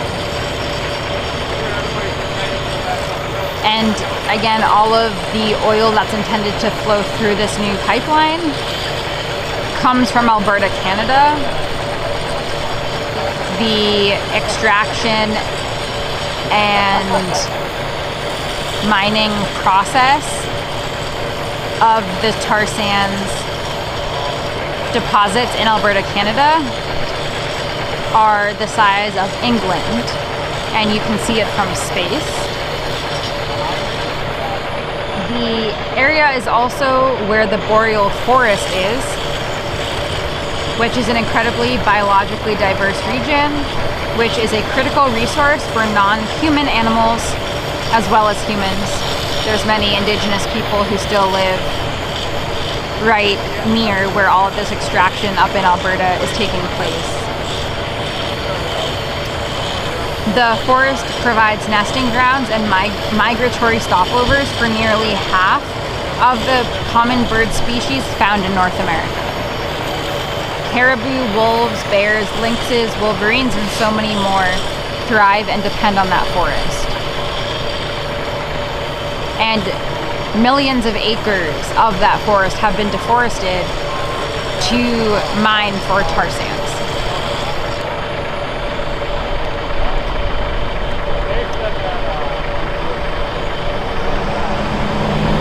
As you can see, the extraction of the water protector locked down to this massive drill bit is still ongoing. The sheriff's deputies who are just waiting for it to be done seem to be enjoying their time. They seem like they're just chatting and laughing while this water protector is locked to this equipment, and their lockbox that has their arms in is being cut into.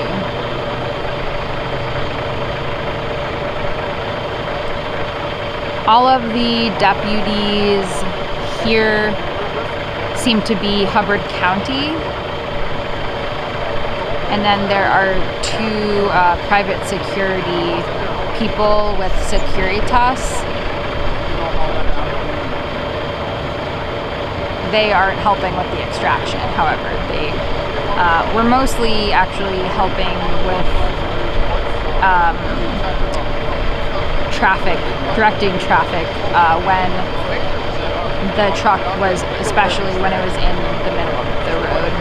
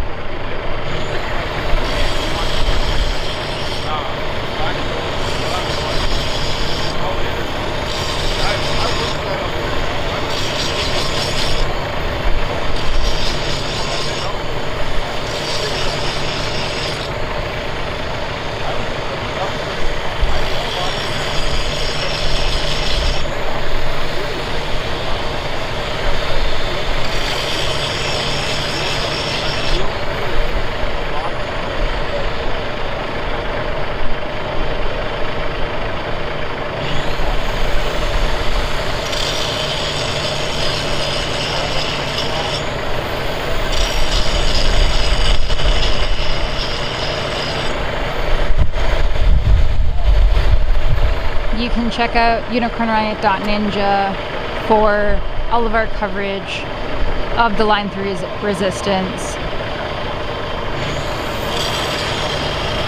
We have an entire page dedicated to all of our coverage. You can watch live streams or videos, read articles.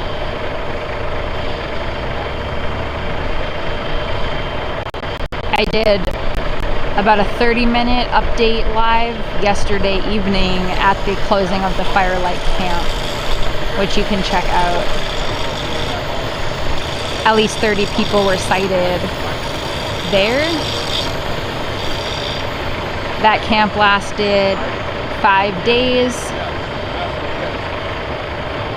Enbridge sent Sheriff Halverson of Clearwater County an eviction notice, basically to hand over to the water protectors who were camping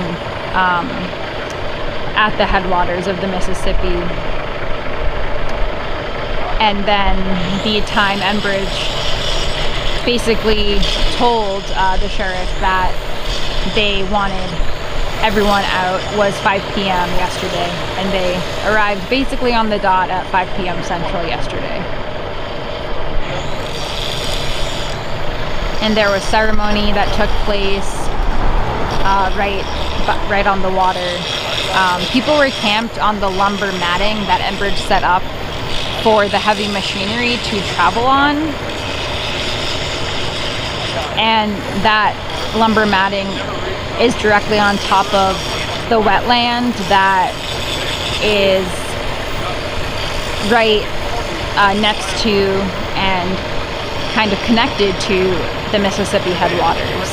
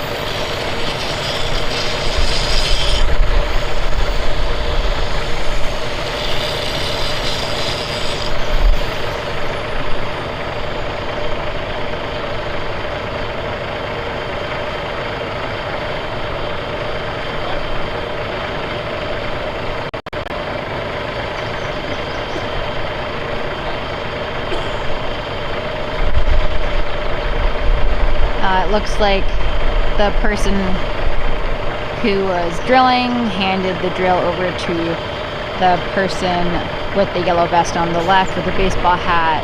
They have a vest that says fire on the back, and then the person who was drilling now has the water sprayer.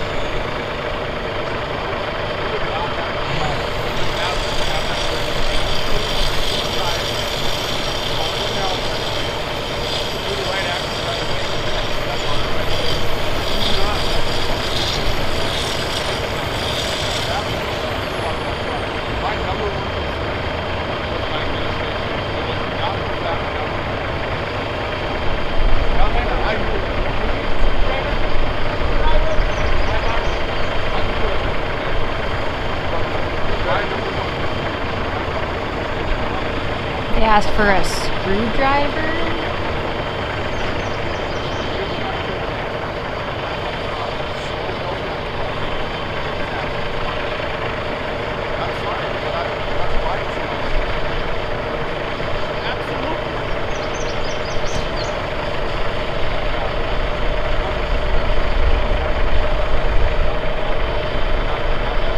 The person locked down on top of this massive truck with massive drill bits on it has been locked down for at least 2.5 hours.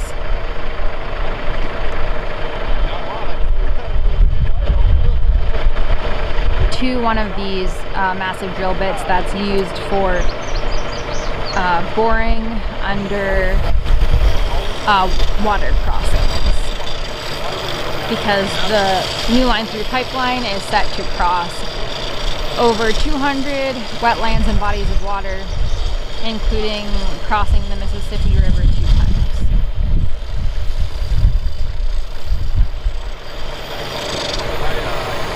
North Memorial Health ambulance is still on standby.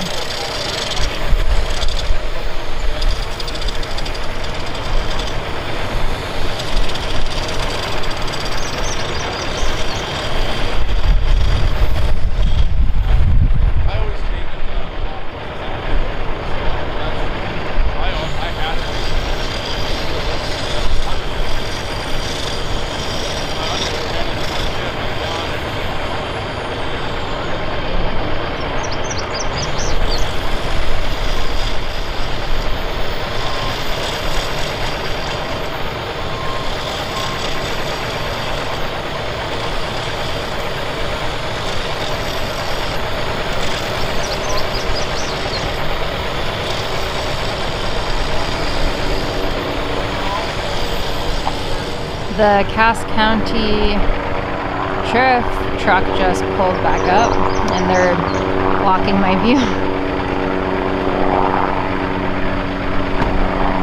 A helicopter is also flying over. I don't know what kind of helicopter it is, but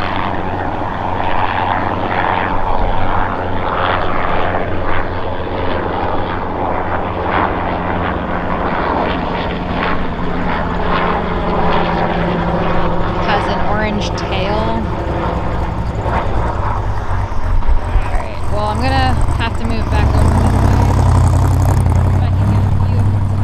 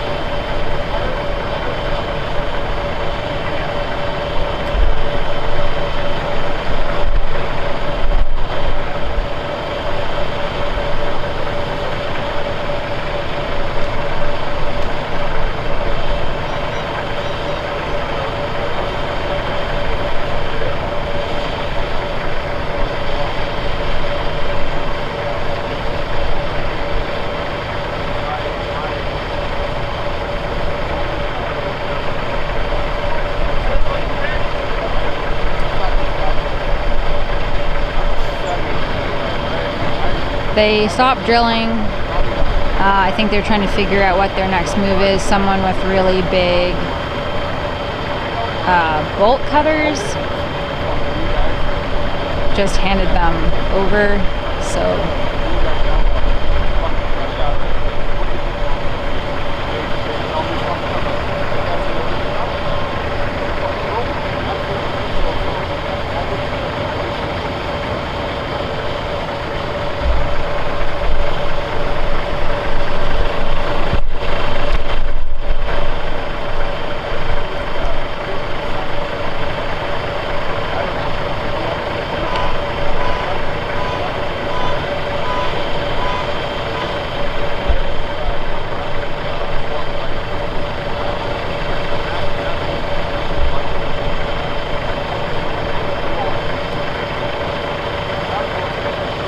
the head of the water protector is out from under the blanket, and they are wearing ear protection.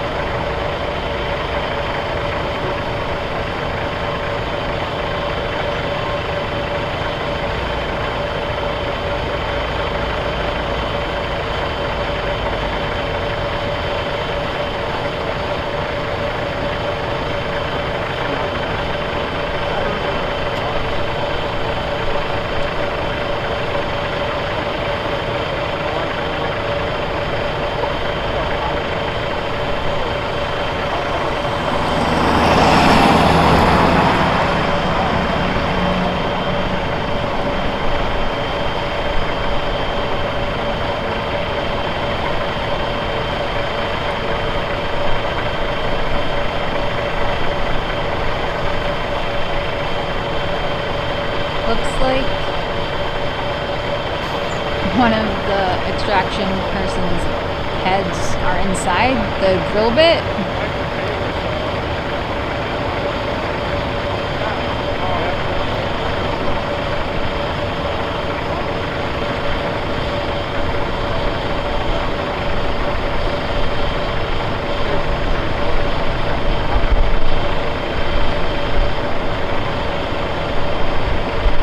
People keep getting in the way, so I just have to keep repositioning.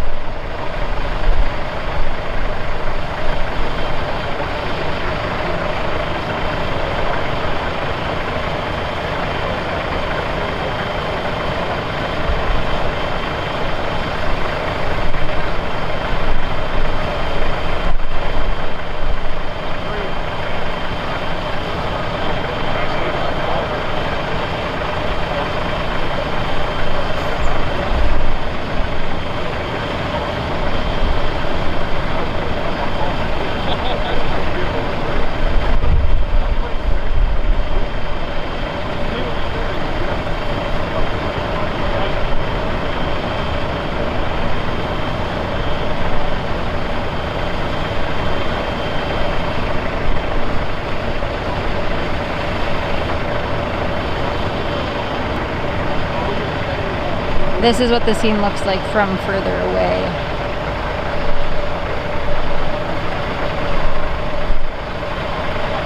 So back here across the road is the massive equipment and materials workyard for Enbridge Line 3.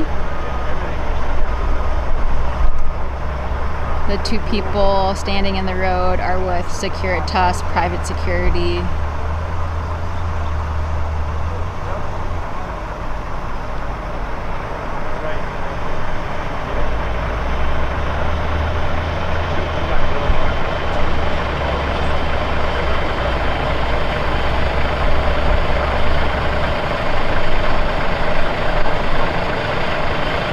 They're taking the wool blanket away. I think the person has been extracted.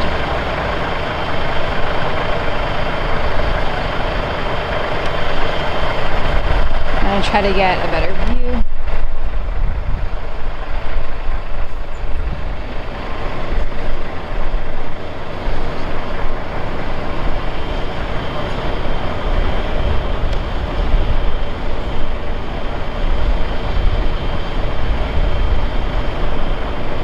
Yep, at least their left arm is free. I see it.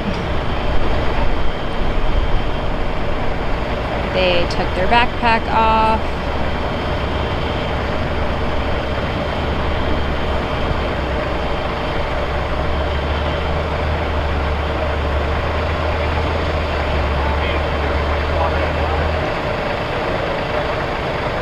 Their right arm is free as well.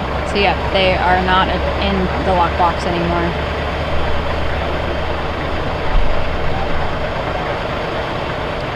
So the second person who was locked down to this truck carrying drill bits for boring underneath water crossings has now been extracted.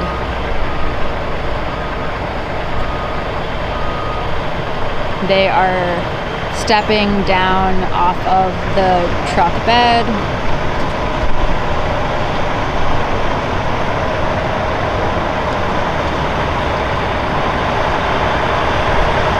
Some trucks are rolling by right now.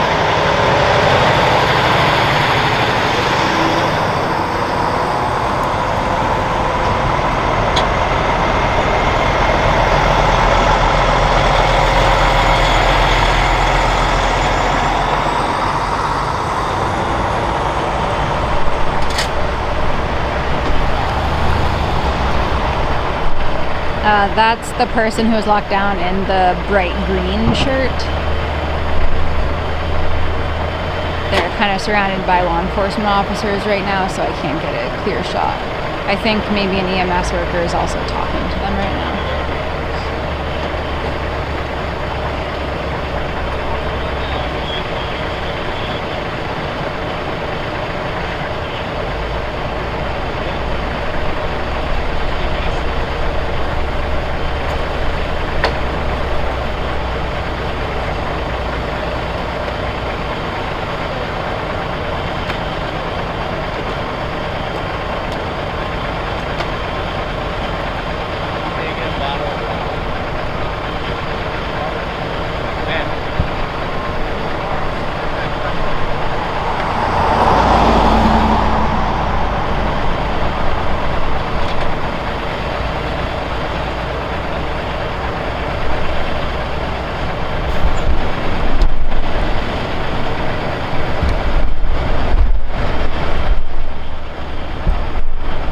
They're being handcuffed in front of their body.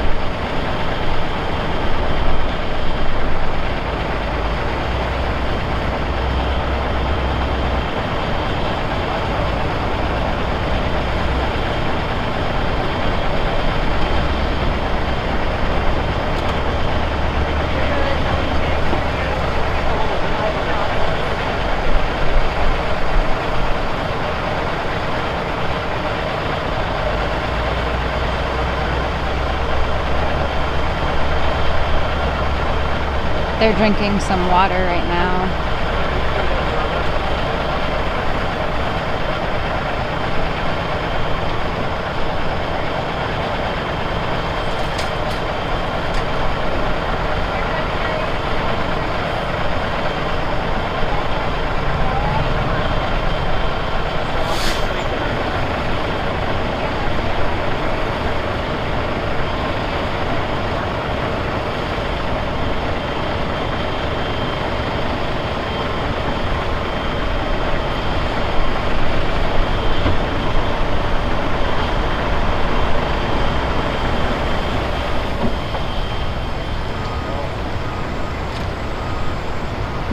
Okay, Hubbard County Sheriff just parked directly in front.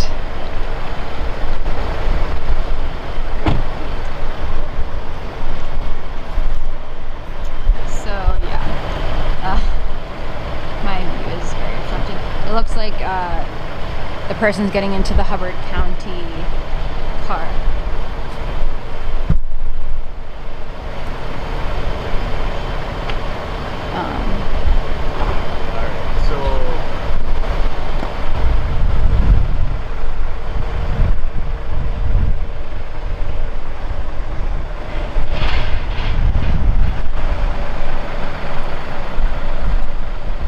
Is there anything you want to say before you get in the car?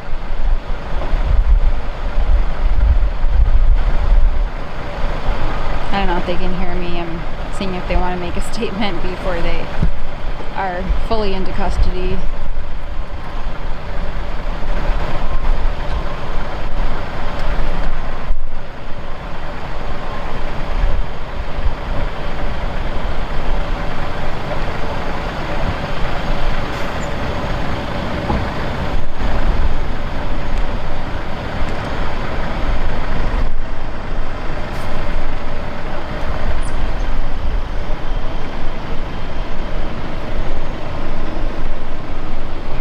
They just got loaded in. They're pressing their hands up to.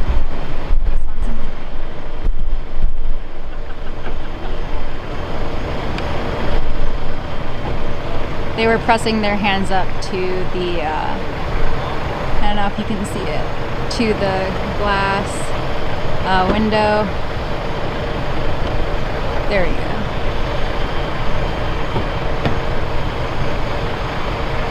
So that's the second person who was extracted from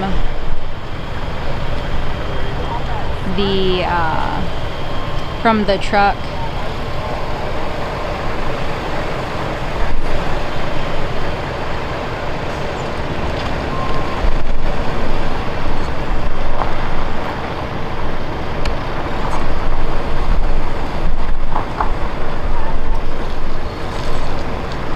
They're getting taken by a Hubbard County Sheriff deputy right now.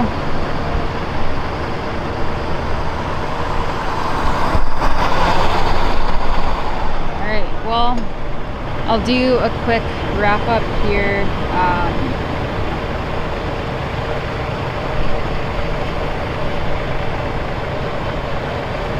So, two people locked down to the truck right in front, right here. There are drill bits. Those big, very massive yellow things are drill bits that are used to bore and drill for river crossings. So those are meant to drill underneath waterways so that the pipeline can go underneath. So two people locked down to that truck this morning. One person was, the most recent person extracted was locked to the top of the truck bed onto one of the drill bits. The other person was locked to the rear axle of the tires. And both have been taken into custody at this point. There were also 20 or 25 water protectors who were on the grass, this grassy area off of the road, like in this grassy ditch, and they were just being present in support of the two who locked down. However, without any warning, sheriffs crossed the road and said that everyone was under arrest. All of those were taken into custody by Hubbard County. The first person who was extracted from the truck was put into a Cass County Sheriff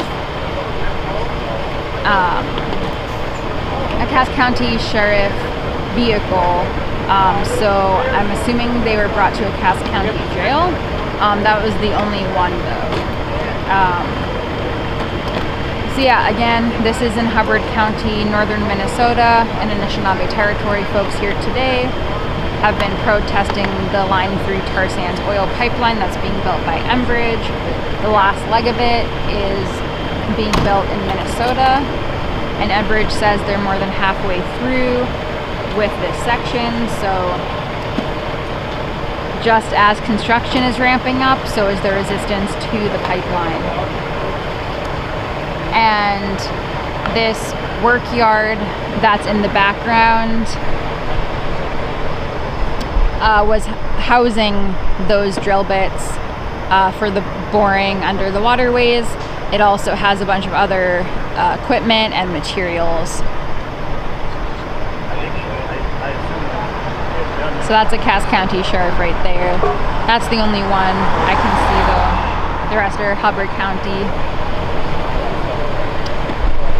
So water projectors here this morning, you know, slowed down the transportation of these drill bits.